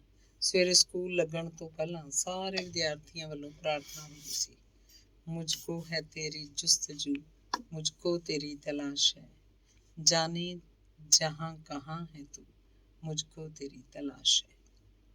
ਅੰਗ 8ਵਾਂ। ਗੇਲੋ ਨਿੱਤ ਪਿੱਟਣਾ ਪਾ ਕੇ ਬੈਠ ਜਾਂਦੀ। ਕਾਰੂ ਸਕੂਲ ਜਾਂਦਾ, ਮੈਂ ਵੀ ਜਾਣਾ। ਬਖਤਾਰਾ ਜਵਾਬ ਦਿੰਦਾ, ਨਾ ਪੁੱਤ, ਕੁੜੀਆਂ ਨਹੀਂ ਪੜ੍ਹਦੀਆਂ ਹੁੰਦੀਆਂ। ਕਿਉਂ ਨਹੀਂ ਪੜ੍ਹਦੀਆਂ ਹੁੰਦੀਆਂ? ਮੈਂ ਤਾਂ ਪੜ੍ਹਨਾ। ਸਭ ਮੁੰਡੇ ਨੇ ਉੱਥੇ, ਇੱਕ ਵੀ ਕੁੜੀ ਨਹੀਂ ਪਿੰਡ ਦੀ। ਡੇਰੇ ਜਾਂਦੀਆਂ ਨੇ ਕੁੜੀਆਂ, ਤੇ ਡੇਰੇ ਤੂੰ ਵਗ ਜਾਇਆ ਕਰ। ਨਹੀਂ, ਡੇਰੇ ਨਹੀਂ, ਮੈਂ ਤਾਂ ਕਾਰੂ ਨਾਲ ਜਾਇਆ ਕਰੂ। ਇਹ ਕਾਰੂ ਵਾਲੀ ਸਰਕਾਰੀ ਪੜ੍ਹਾਈ ਹੈ। ਡੱਡੇ, ਤੈਂ ਇਹ ਕੀ ਕਰਨੀ ਹੈ? ਤੈਂ ਕੋਈ ਅਫਸਰ ਲੱਗਣਾ? ਹੋਰ, ਇੱਕ ਕਾਰੂ ਲੱਗੂਗਾ ਅਫਸਰ, ਮਿੱਡਾ ਜਿਹਾ। ਉਹ ਹੱਸਣ ਲੱਗਦੀ। ਹਾਂ, ਇਹਨੂੰ ਤਾਂ ਪੜ੍ਹਾਵਾਂਗੇ, ਪੂਰਾ ਪੜ੍ਹਾਵਾਂਗੇ। ਤੂੰ ਡੇਰੇ ਜਾ ਵੜਿਆ ਕਰ। ਜੇ ਬਹੁਤਾ ਆਖਦੀਆਂ ਉੱਥੇ ਗੁਰਮੁਖੀ ਦੀ ਪੜ੍ਹਾਈ ਹੈ, ਹੋਰ ਕੁੜੀਆਂ ਜਾਂਦੀਆਂ ਨੇ, ਤੇ ਤੂੰ ਲਾਇਆ ਕਰ ਘੰਟਾ। ਪਿਰਥੀਦਾਸ ਪੋਥੀ ਪੜ੍ਹਨ ਲਾ ਦਿੰਦੇ, ਤੇ ਫਿਰ ਗੇਲੋ ਪਿਰਥੀਦਾਸ ਦੇ ਡੇਰੇ ਜਾਣ ਲੱਗੇ। ਕਾਰੂ ਦੂਜੀ ਜਮਾਤ ਸੀ। ਮਾਸਟਰ ਹੰਸਰਾਜ ਨੇ ਪ੍ਰਾਇਮਰੀ ਸਕੂਲ ਬਾਣੀਆਂ ਦੇ ਘਰਾਂ ਨੇੜੇ ਇੱਕ ਪੁਰਾਣੀ ਧਰਮਸ਼ਾਲਾ 'ਚ ਖੋਲ੍ਹਿਆ ਹੋਇਆ ਸੀ। ਕਦੇ ਧਰਮਸ਼ਾਲਾ ਬਾਣੀਆਂ ਨੇ ਹੀ ਬਣਵਾਈ ਸੀ। ਇੱਥੇ ਬਰਾਤ ਉਤਰਦੀ ਹੁੰਦੀ। ਇਹਨੂੰ ਹੁਣ ਵੀ ਬਾਣੀਆਂ ਦੀ ਧਰਮਸ਼ਾਲਾ ਆਖਦੇ। ਮਗਰ ਇੱਕ ਲੰਮਾ ਚੌੜਾ ਕਮਰਾ ਸੀ, ਮੂਹਰੇ ਵਰਾਂਡਾ, ਵਰਾਂਡੇ ਤੋਂ ਪਹਿਲਾਂ ਵਿਹੜਾ ਸੀ। ਵਿਹੜੇ ਦੀ ਖਾਸੀ ਉੱਚੀ ਕੰਧ ਸੀ। ਧਰਮਸ਼ਾਲਾ ਨੂੰ ਪੌੜੀਆਂ ਚੜ੍ਹ ਕੇ ਉੱਚਾ ਬਾਰ ਸੀ, ਜਿਹਨੂੰ ਜਿੰਦਾ ਕੁੰਡਾ ਲੱਗਦਾ। ਬਸ ਇਹੀ ਸੀ ਧਰਮਸ਼ਾਲਾ, ਇਹੀ ਸੀ ਪ੍ਰਾਇਮਰੀ ਸਕੂਲ। ਅਸਲ 'ਚ ਪਿੰਡ ਦੇ ਬਾਣੀਆਂ ਨੇ ਪ੍ਰਾਇਮਰੀ ਸਕੂਲ ਖੁਲਵਾਇਆ ਸੀ, ਤੇ ਸਕੂਲ ਲਈ ਆਪਣੀ ਇਹ ਧਰਮਸ਼ਾਲਾ ਦੇ ਦਿੱਤੀ ਸੀ। ਗੇਲੋ ਬੜੇ ਚਾਅ ਨਾਲ ਡੇਰੇ ਜਾਂਦੀ। ਉਹਨੂੰ ਪੂਰਾ ਗੁਮਾਨ ਸੀ ਕਿ ਉਹ ਵੀ ਪੜ੍ਹਦੀ ਹੈ। ਉਹ ਤਾਂ ਘਰ ਆ ਕੇ ਵੀ ਪੜ੍ਹਦੀ ਰਹਿੰਦੀ। 35 ਅੱਖਰ ਉਹਨੇ ਛੇਤੀ ਸਿੱਖ ਲਏ, ਤੇ ਫਿਰ ਲਗਾ ਮਾਤਰਾ ਵੀ 100 ਤੱਕ ਗਿਣਨਾ ਆ ਗਿਆ ਸੀ। ਬਾਲ ਉਪਦੇਸ਼ ਤੇ ਲੱਗੀ ਹੋਈ ਸੀ। ਕਾਰੂ ਉਰਫ ਕਰਤਾਰ ਸਿੰਘ ਚੌਥੀ ਜਮਾਤ ਪਾਸ ਕਰਕੇ ਭਦੌੜ ਮਿਡਲ ਸਕੂਲ 'ਚ ਪੜ੍ਹਨ ਜਾ ਲੱਗਿਆ। ਉਹ ਪੜ੍ਹਾਈ 'ਚ ਹੁਸ਼ਿਆਰ ਸੀ। ਉਹਦਾ ਆਪ ਹੀ ਮਨ ਸੀ ਕਿ ਉਹ ਅਗਾਂਹ ਪੜ੍ਹੇ ਤੇ 10ਵੀਂ ਜਮਾਤ ਪਾਸ ਕਰੇ। ਚੌਥੀ ਦੇ ਪੇਪਰ ਦੇ ਕੇ ਉਹ ਭਦੌੜ ਨਾਨਕੀ ਮਿਲਣ ਚਲਾ ਗਿਆ। ਉਹਦੀ ਨਾਨੀ ਨੇ ਉਹਨੂੰ ਉੱਥੇ ਹੀ ਰੱਖ ਲਿਆ ਸੀ। ਪੇਪਰ ਕਾਹਦੇ? ਉਹਨਾਂ ਦਿਨਾਂ 'ਚ ਸਾਲਾਨਾ ਇਮਤਿਹਾਨ ਕਾਗਜ਼ਾਂ ਉੱਤੇ ਨਹੀਂ ਸੀ ਲਿਆ ਜਾਂਦਾ। ਹਿਸਾਬ ਦੇ ਸਵਾਲ ਸਲੇਟ 'ਤੇ ਕਢਵਾ ਕੇ ਦੇਖ ਲਏ ਜਾਂਦੇ। ਜਗਰਾਫੀਆ ਜ਼ੁਬਾਨੀ ਸੁਣ ਲਿਆ ਜਾਂਦਾ ਤੇ ਨਕਸ਼ਾ ਪੁੱਛਿਆ ਜਾਂਦਾ। ਉਰਦੂ ਦੀ ਕਿਤਾਬ ਦਾ ਕੋਈ ਸ਼ਬਦ ਸੁਣ ਲਿਆ ਜਾਂਦਾ। ਨਜ਼ਮ ਜ਼ੁਬਾਨੀ ਸੁਣਾਉਣੀ ਹੁੰਦੀ। ਫੱਟੀ ਉੱਤੇ ਉਰਦੂ ਦੀ ਕਿਤਾਬ ਦਾ ਕੋਈ ਪੈਰਾ ਲਿਖਵਾਇਆ ਜਾਂਦਾ। ਇਹੀ ਹੁੰਦਾ ਸੀ ਬਸ ਸਾਲਾਨਾ ਇਮਤਿਹਾਨ। ਨੰਬਰ ਲੱਗ ਜਾਂਦੇ ਤੇ ਫਿਰ ਨਵੀਆਂ ਜਮਾਤਾਂ ਚੜ੍ਹਨ ਤੋਂ ਇੱਕ ਦਿਨ ਪਹਿਲਾਂ ਨਤੀਜਾ ਸੁਣਾ ਦਿੱਤਾ ਜਾਂਦਾ। ਇਹ ਨਤੀਜਾ ਉੱਤੋਂ ਮਨਜ਼ੂਰ ਹੋ ਕੇ ਆਉਂਦਾ ਸੀ। ਭਦੌੜ ਪਹਿਲਾਂ ਇਹ ਪ੍ਰਾਈਵੇਟ ਮਿਡਲ ਸਕੂਲ ਸੀ, ਫਿਰ ਸਰਕਾਰ ਨੇ ਪੱਕੀ ਕਰਤਾ। ਕਾਰੂ 8ਵੀਂ ਜਮਾਤ ਤੱਕ ਹੀ ਵਧੀਆ ਰਿਹਾ। ਘਰ ਆ ਕੇ ਉਸ ਸਕੂਲ ਦਾ ਕੰਮ ਬੜੇ ਸ਼ੌਕ ਨਾਲ ਕਰਦਾ। ਉਹਦੇ 2 ਮਾਮੇ ਸੀ ਜਿਹੜੇ ਖੇਤੀ ਦਾ ਕੰਮ ਕਰਦੇ। ਉਹਨਾਂ ਦੇ ਨਿਆਣੇ ਵੀ ਸਕੂਲ ਜਾਂਦੇ ਸੀ। ਮਾਮਿਆਂ ਨੇ ਕਾਰੂ ਨੂੰ ਕਦੇ ਵੀ ਖੇਤ ਜਾਣ ਲਈ ਨਹੀਂ ਆਖਿਆ ਸੀ। ਨਾਨੀ ਆਖਦੀ ਸੀ, ਮੀਤੋ ਨੇ ਇਹਨੂੰ ਇੱਥੇ ਜਿਸ ਵਾਸਤੇ ਛੱਡਿਆ ਹੈ ਉਹੀ ਕਰਨ ਦਿਓ। ਇਹਨੂੰ ਕੰਮ ਨੂੰ ਨਹੀਂ ਆਖਣਾ। ਇਹਨੂੰ ਆਪਾਂ 10ਵੀਂ ਕਰਾਵਾਂਗੇ। ਉਹ ਜਾਣੇ ਪੜ ਜੂਗਾ ਆਪਣੇ ਸਹਾਰੇ। ਆਪਣਾ ਕੀ ਧਰਾਉਂਦਾ ਇਹ? ਕੀ ਇਹ ਟੁੱਕਦੀ ਬੁਰਕੀ? ਕਾਰੂ ਦੇ ਕਰਮ ਚੰਗੇ ਸੀ। ਜਦੋਂ ਹੀ ਉਹਨੇ 8ਵੀਂ ਪਾਸ ਕੀਤੀ, ਉਧਰੇ ਹਾਈ ਸਕੂਲ ਹੋ ਗਿਆ, ਮੌਜਾਂ ਹੋ ਗਈਆਂ ਉਹਨੂੰ ਤਾਂ। ਨਹੀਂ ਤਾਂ 10ਵੀਂ ਕਰਨ ਲਈ ਹੋਰ ਕਿਧਰੇ ਦੂਰ ਜਾਣਾ ਪੈਣਾ ਸੀ। ਕਾਰੂ ਗਰਮੀਆਂ 'ਚ ਜਦੋਂ ਛੁੱਟੀਆਂ ਹੁੰਦੀਆਂ ਚੱਠੀ ਆਉਂਦਾ ਸੀ। 2-4 ਦਿਨਾਂ ਦੀ ਛੁੱਟੀ ਵਿੱਚ ਉਹ ਪਿੰਡ ਨਹੀਂ ਆਉਂਦਾ ਸੀ। ਹੁਣ ਉਹਦਾ ਭਦੌੜ ਹੀ ਚਿੱਤ ਲੱਗਿਆ ਰਹਿੰਦਾ ਸੀ। ਨਾਨੀ ਉਹਦਾ ਬਹੁਤਾ ਹਿੱਤ ਕਰਦੀ ਸੀ। ਮਾਮੀਆਂ ਵੀ ਮਾੜੀਆਂ ਨਹੀਂ ਸੀ। ਆਪਣੇ ਜਵਾਕਾਂ ਵਾਂਗ ਹੀ ਉਹ ਉਹਨੂੰ ਰੱਖਦੀਆਂ, ਬਰਾਬਰ ਦਾ ਖਾਣ ਪੀਣ ਨੂੰ ਦਿੰਦੀਆਂ। ਕਦੇ ਕਿਸੇ ਗੱਲ ਦੀ ਦਰਿਆਂਤ ਨਹੀਂ ਰੱਖੀ ਜਾਂਦੀ ਸੀ। ਨਾਨੀ ਨਿਗਾਹ ਰੱਖਦੀ ਸੀ ਕਿ ਉਹਦੇ ਦੋਤੇ ਨਾਲ ਕਿਧਰੇ ਕੋਈ ਫਰਕ ਤਾਂ ਨਹੀਂ ਕੀਤਾ ਜਾ ਰਿਹਾ। ਤੇ ਉਹ ਨਾਨੀ ਕੋਲ ਹੀ ਬਹਿੰਦਾ, ਉੱਠਦਾ, ਰਾਤ ਨੂੰ ਨਾਨੀ ਕੋਲ ਹੀ ਮੰਜਾ ਢਾਹ ਕੇ ਪੈਂਦਾ। ਅੰਗ 9ਵਾਂ। ਬਖਤੌਰਾ ਤੇ ਬਚਿੱਤਰ ਖੇਤੀ ਦਾ ਕੰਮ ਸੋਹਣਾ ਰੂੜੀ ਜਾਂਦੇ ਸਨ।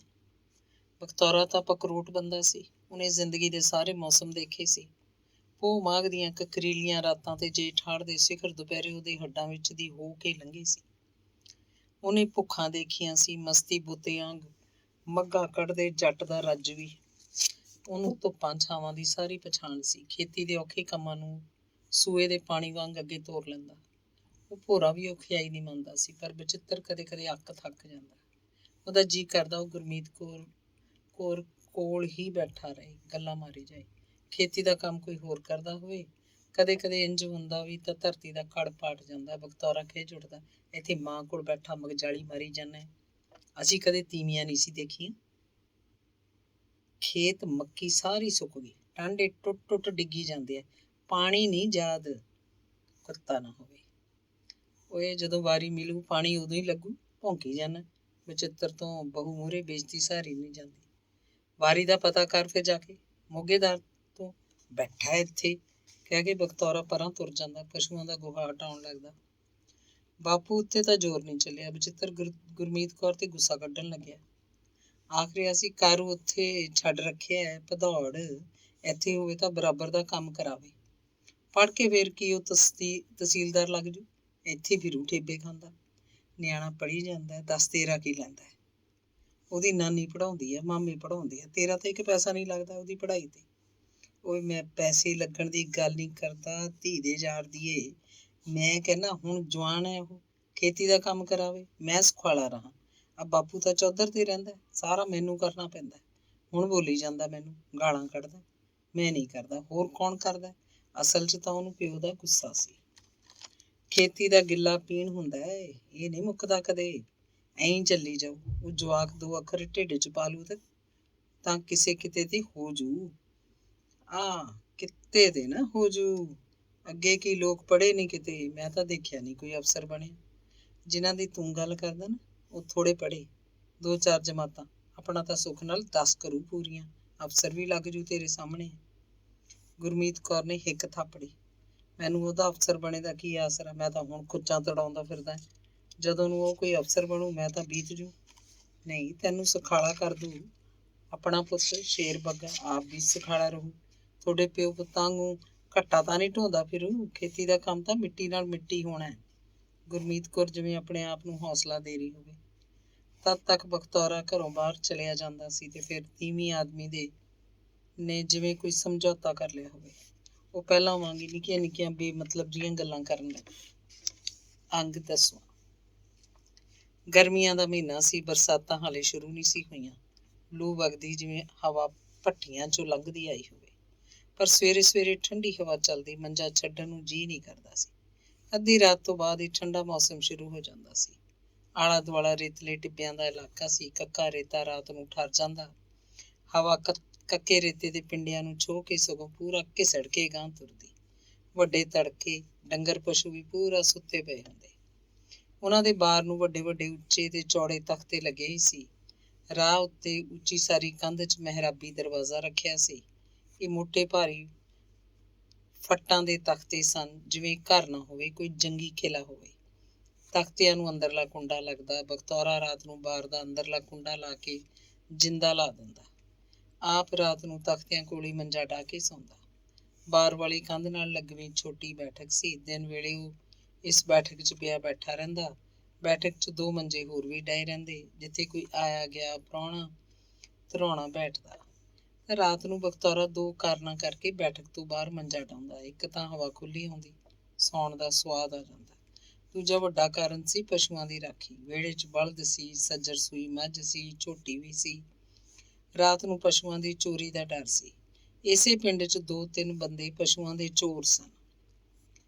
ਪਿੰਡ ਦੀਆਂ ਕਈ ਮੈਸਾਂ, ਕਈ ਬਲਦ, ਕਈ ਊਠ ਚੋਰੀ ਹੋਏ ਸੀ। ਉਹ ਬਾਹਰਲੇ ਪਿੰਡਾਂ ਦੇ ਚੋਰਾਂ ਨਾਲ ਮਿਲੇ ਹੁੰਦੇ। ਅੱਧੀ ਰਾਤ ਖੋਲਿਆ ਪਸ਼ੂ ਦਿਨ ਚੜ੍ਹਦੇ ਨੂੰ 20-20 ਕੋਹ ਦੂਰ ਪਹੁੰਚਾ ਦਿੱਤਾ ਜਾਂਦਾ। ਤੜਕੇ ਨੂੰ ਪਤਾ ਵੀ ਨਹੀਂ ਲੱਗਦਾ ਸੀ ਕਿ ਮੱਝ ਕਿੱਧਰ ਗਈ, ਬਲਦ ਕਿੱਧਰ ਗਿਆ ਜਾਂ ਊਠ ਕਿੱਥੇ ਹੈ। ਸਿਤਮ ਇਹ ਕਿ ਸ਼ੱਕੀ ਬੰਦੇ ਪਿੰਡ ਵਿੱਚ ਹੀ ਆਪਣੇ ਘਰੇ ਸੁੱਤੇ ਪਏ ਮਿਲਦੇ। ਚੋਰ ਹੀ ਨਹੀਂ, ਪਿੰਡ 'ਚ ਖੋਜੀ ਬੰਦੇ ਵੀ ਸਨ, ਜਿਹੜੇ ਪੈੜ ਦੱਬ ਲੈਂਦੇ ਸੀ ਤੇ ਐਨ ਦੂਰ ਦੇ ਪਿੰਡ ਉਸ ਘਰ ਮੂਹਰੇ ਜਾ ਖੜਦੇ ਜਿੱਥੇ ਚੋਰੀ ਦਾ ਪਸ਼ੂ ਬੰਨਿਆ ਖੜਾ ਹੁੰਦਾ। ਪਸ਼ੂਆਂ ਨੂੰ ਛੱਡ ਪਿੰਡ 'ਚ ਇੱਕ ਲੱਕੜ ਦਾ ਚੋਰ ਵੀ ਸੀ। ਲੱਕੜਾਂ ਦੀ ਚੋਰੀ ਕਰਦਾ। ਕਿਸੇ ਸਮੇਂ ਆਪਣੇ ਜ਼ਮਾਨੇ 'ਚੋਂ ਪਹਿਲਵਾਨੀ ਕਰਦਾ ਹੁੰਦਾ ਸੀ। ਪਹਿਲਵਾਨੀ ਛੱਡ ਕੇ ਭੁੱਖਾ ਮਰਨ ਲੱਗਿਆ। ਹੁਣ ਚੋਰੀ ਦੀਆਂ ਲੱਕੜਾਂ ਵੇਚਦਾ ਤੇ ਆਪਣਾ ਖਰਚ ਪਾਣੀ ਚਲਾਈ ਜਾਂਦਾ। ਨਿੱਤ ਦਾਰੂ ਪੀਂਦਾ ਤੇ ਫੀਮ ਵੀ ਖਾਂਦਾ, ਚਾਹੇ ਕੋਈ ਸ਼ਤੀਰ 5 ਮਣ ਦਾ ਵੀ ਕਿਉਂ ਨਾ ਹੋਵੇ। ਕੇਰਾਂ ਉਹਦੇ ਮੋਢੇ ਨੂੰ ਲਵਾ ਦਿਓ, ਉਹ ਚੁੱਕ ਕੇ ਉਹ ਪਿੰਡ ਦੇ ਦੂਜੇ ਪਾਸੇ ਮਾਰਦਾ। ਉਹਦੇ ਮਿੱਤਰ ਬੇਲੀ ਤਰਖਾਣਵੀ ਸੀ, ਜਿਹੜੇ ਚੋਰੀ ਦੀ ਲੱਕੜ ਦੀਆਂ ਰਾਤੋਂ ਰਾਤ ਖਲਪਾੜਾ ਬਣਾ ਕੇ ਤੜਕੇ ਨੂੰ ਢੇਰ ਲਾ ਦਿੰਦੇ। ਪਤਾ ਵੀ ਨਹੀਂ ਲੱਗਦਾ ਸੀ ਕਿ ਉਹ ਕਿਹੜੇ ਸ਼ਤੀਰ ਦੀਆਂ ਖਲਪਾੜਾਂ ਸਨ। ਉਹਨਾਂ ਦੇ ਘਰ ਦੇ ਪਿਛਲੇ ਪਾਸੇ 2 ਵੱਡੀਆਂ ਸਬਾਤਾਂ ਸਨ, ਧੁਰ ਤੋਂ ਧੁਰ ਤੀਕ ਛੱਤੀਆਂ ਹੋਈਆਂ। ਸਬਾਤਾਂ ਅੱਗੇ ਵਰਾਂਡਾ ਸੀ। ਵਰਾਂਡੇ ਦੇ ਦੋਵੇਂ ਸਿਰਿਆਂ ਉੱਤੇ ਇੱਕ ਇੱਕ ਕੋਠੜੀ ਸੀ, ਜਿਨ੍ਹਾਂ 'ਚ ਘਰ ਦਾ ਨਿੱਕ ਸੁੱਕ ਸੁੱਟਿਆ ਪਿਆ ਰਹਿੰਦਾ। ਵਰਾਂਡੇ ਦੇ ਇੱਕ ਪਾਸੇ ਪੱਕੀ ਰਸੋਈ ਸੀ। ਰਾਤ ਨੂੰ ਬਚਿੱਤਰ, ਗੁਰਮੀਤ ਕੌਰ ਤੇ ਗੇਲੋ ਵਰਾਂਡੇ ਅੱਗੇ ਮੰਜੇ ਡਾਹ ਕੇ ਪੈਂਦੇ। ਉਹਨਾਂ ਲਈ ਗੇਲੋ ਅਜੇ ਵੀ ਨਿਆਣੀ ਸੀ, ਬਹੁਤ ਨਿਆਣੀ। ਉਹਨਾਂ ਦੀ ਸਮਝ 'ਚ ਗੇਲੋ ਨੂੰ ਤਾਂ ਕਾਸੇ ਦਾ ਪਤਾ ਹੀ ਨਹੀਂ ਸੀ। ਅੱਧੀ ਰਾਤ ਆਪਣੇ ਮੰਜਿਆਂ ਤੋਂ ਉੱਠ ਕੇ ਸਬਾਤ 'ਚ ਚਲੇ ਜਾਂਦੇ, ਮੁੜਦੇ ਤਾਂ ਉਵੇਂ ਘੂਕ ਸੁੱਤੀ ਪਈ ਹੁੰਦੀ। ਜੇ ਪਾਸਾ ਮਾਰਦੀ ਵੀ ਤਾਂ ਉਹਨਾਂ ਲਈ ਇਹ ਸੁਭਾਵਿਕ ਸੀ, ਸੁੱਤਾ ਪਿਆ ਬੰਦਾ ਉਂਝ ਵੀ ਤਾਂ ਪਾਸਾ ਲੈਂਦਾ। ਉਹ ਜਦੋਂ ਆਪਣੇ ਮੰਜਿਆਂ ਉੱਤੇ ਆ ਕੇ ਪੈਂਦੇ ਤਾਂ ਥੋੜ੍ਹੀ ਦੇਰ ਬਾਅਦ ਗੇਲੋ ਉੱਠਦੀ, ਰਸੋਈ 'ਚ ਜਾ ਕੇ ਕੋਰੇ ਘੜੇ ਦਾ ਠੰਡਾ ਪਾਣੀ ਪੀਂਦੀ। ਉਹਨਾਂ ਲਈ ਇਹ ਗੱਲ ਵੀ ਸਧਾਰਨ ਸੀ ਤੇ ਇਹ ਲੱਗੀ ਤੋਂ ਕਿਹੜਾ ਰਾਤਾਂ ਨੂੰ ਪਾਣੀ ਨਹੀਂ ਪੀਂਦੇ ਸੀ। ਗੇਲੋ ਵੀ ਪਾਣੀ ਪੀਂਦੀ ਸੀ। ਉਹਨਾਂ ਦਿਨਾਂ ਦੀਆਂ ਗੱਲਾਂ ਹਨ ਜਦੋਂ ਗੇਲੋ ਨੂੰ ਡੇਰੇ ਪੜ੍ਹਨ ਜਾਂਦੀ ਨੂੰ 2 ਸਾਲ ਹੋ ਚੁੱਕੇ ਸੀ। ਕਾਰੂ 4ਥੀ ਜਮਾਤ ਪਾਸ ਕਰਕੇ ਭਦੌੜ ਚਲਿਆ ਗਿਆ ਸੀ। ਗੁਰਮੀਤ ਕੌਰ ਕੁੜੀ ਤੇ ਅੱਖ ਰੱਖਦੀ, ਉਹ ਦੇਖਦੀ ਉਹ ਰਾਤ ਨੂੰ ਘੱਟ ਸੌਂਦੀ ਹੈ, ਪਾਸੇ ਮਾਰਦੀ ਰਹਿੰਦੀ ਹੈ। ਉਹਦੇ ਮੂੰਹ ਕਦੇ ਲੰਮਾ ਸਾਹ ਵੀ ਨਿਕਲਦਾ। ਉਹ ਕੁੜੀ ਨੂੰ ਦਿਨ ਵੇਲੇ ਨਾ ਸੌਣ ਦਿੰਦੀ, ਆਖਦੀ ਤੂੰ ਦਿਨੇ ਸੌਂ ਲੈਂਦੀ ਹੈ, ਤੇਰੀ ਨੀਂਦ ਤਾਂ ਦਿਨ ਵੇਲੇ ਪੂਰੀ ਹੋ ਜਾਂਦੀ ਹੈ। ਇਸੇ ਕਰਕੇ ਫਿਰ ਰਾਤ ਨੂੰ ਨੀਂਦ ਨਹੀਂ ਆਉਂਦੀ। ਗੇਲੋ ਨੂੰ ਆਦਤ ਸੀ ਕਿ ਉਹ ਡੇਰਿਓਂ ਆਉਂਦੀ, ਰੋਟੀ ਖਾ ਕੇ ਝੱਟ ਸੌਂ ਜਾਂਦੀ, ਜਿੱਥੇ ਬੈਠੀ ਹੁੰਦੀ ਉੱਥੇ ਹੀ ਲੁੜਕ ਜਾਂਦੀ। ਘੰਟਾ 1.5 ਘੰਟਾ ਸੌਂ ਕੇ ਉਹ ਉੱਠ ਖੜ੍ਹਦੀ, ਉੱਠ ਕੇ ਗੁਰਮੀਤ ਕੌਰ ਨਾਲ ਘਰ ਦੇ ਕੰਮ ਧੰਦੇ ਕਰਨ ਲੱਗਦੀ, ਜਾਂ ਕੰਮ ਨਾ ਕੋਈ ਹੁੰਦਾ ਤਾਂ ਡੇਰੇ ਦੀ ਪੜ੍ਹਾਈ ਲੈ ਕੇ ਬੈਠ ਜਾਂਦੀ। ਕਿਸੇ ਰਾਤ ਉੱਠ ਕੇ ਉਹ ਸਬਾਤ 'ਚ ਨਹੀਂ ਜਾਂਦੇ ਸੀ। ਗੇਲੋ ਤਾਂ ਵੀ ਜਾਗਦੀ ਰਹਿੰਦੀ ਸੀ। ਫਿਰ ਤਾਂ ਗੁਰਮੀਤ ਕੌਰ ਨੂੰ ਪੱਕਾ ਹੀ ਯਕੀਨ ਸੀ ਕਿ ਗੇਲੋ ਦਿਨ ਵੇਲੇ ਆਪਣੀ ਨੀਂਦ ਪੂਰੀ ਕਰ ਲੈਂਦੀ ਹੈ। ਬਚਿੱਤਰ ਕਦੇ ਦਾਰੂ ਪੀਣ ਵਾਲਿਆਂ ਦੀ ਢਾਣੀ ਦੇ ਅੜਿੱਕੇ ਵੀ ਆ ਜਾਂਦਾ। ਉਸ ਰਾਤ ਉਹ ਕਾਫੀ ਹਨੇਰਾ ਹੋਏ ਘਰ ਵੜਦਾ, ਆਉਣ ਸਾਰ ਪਹਿਲਾਂ ਰੋਟੀ ਮੰਗਦਾ, ਵਰਾਂਡੇ 'ਚ ਬੈਠਾ ਰੋਟੀ ਖਾਈ ਜਾਂਦਾ, ਬੋਲਦਾ ਚੱਲਦਾ ਹੀ ਨਹੀਂ ਸੀ। ਰੋਟੀ ਖਾਂਦਿਆਂ ਉਹਦੀਆਂ ਅੱਖਾਂ ਮਿੱਚੀਆਂ ਜਿਹੀਆਂ ਰਹਿੰਦੀਆਂ। ਪਾਣੀ ਪੀ ਕੇ ਕੁਰਲੀ ਕਰਕੇ ਉਹ ਆਪਣੇ ਮੰਜੇ ਤੇ ਨਹੀਂ ਆਉਂਦਾ ਸੀ। ਗੇਲੋ ਜਿਵੇਂ ਆਪਣੇ ਮੰਜੇ ਉੱਤੇ ਘੂਕ ਸੁੱਤੀ ਪਈ ਹੋਵੇ। ਉਹ ਜੂਠੇ ਭਾਂਡੇ ਚੁੱਕਣ ਆਈ ਗੁਰਮੀਤ ਕੌਰ ਨੂੰ ਸਬਾਤ ਅੰਦਰ ਜਾਣ ਦਾ ਗੁੱਝਾ ਜਿਹਾ ਇਸ਼ਾਰਾ ਕਰਦਾ, ਆਖਦਾ ਭਾਂਡੇ ਫੇਰ ਚੱਕੀ।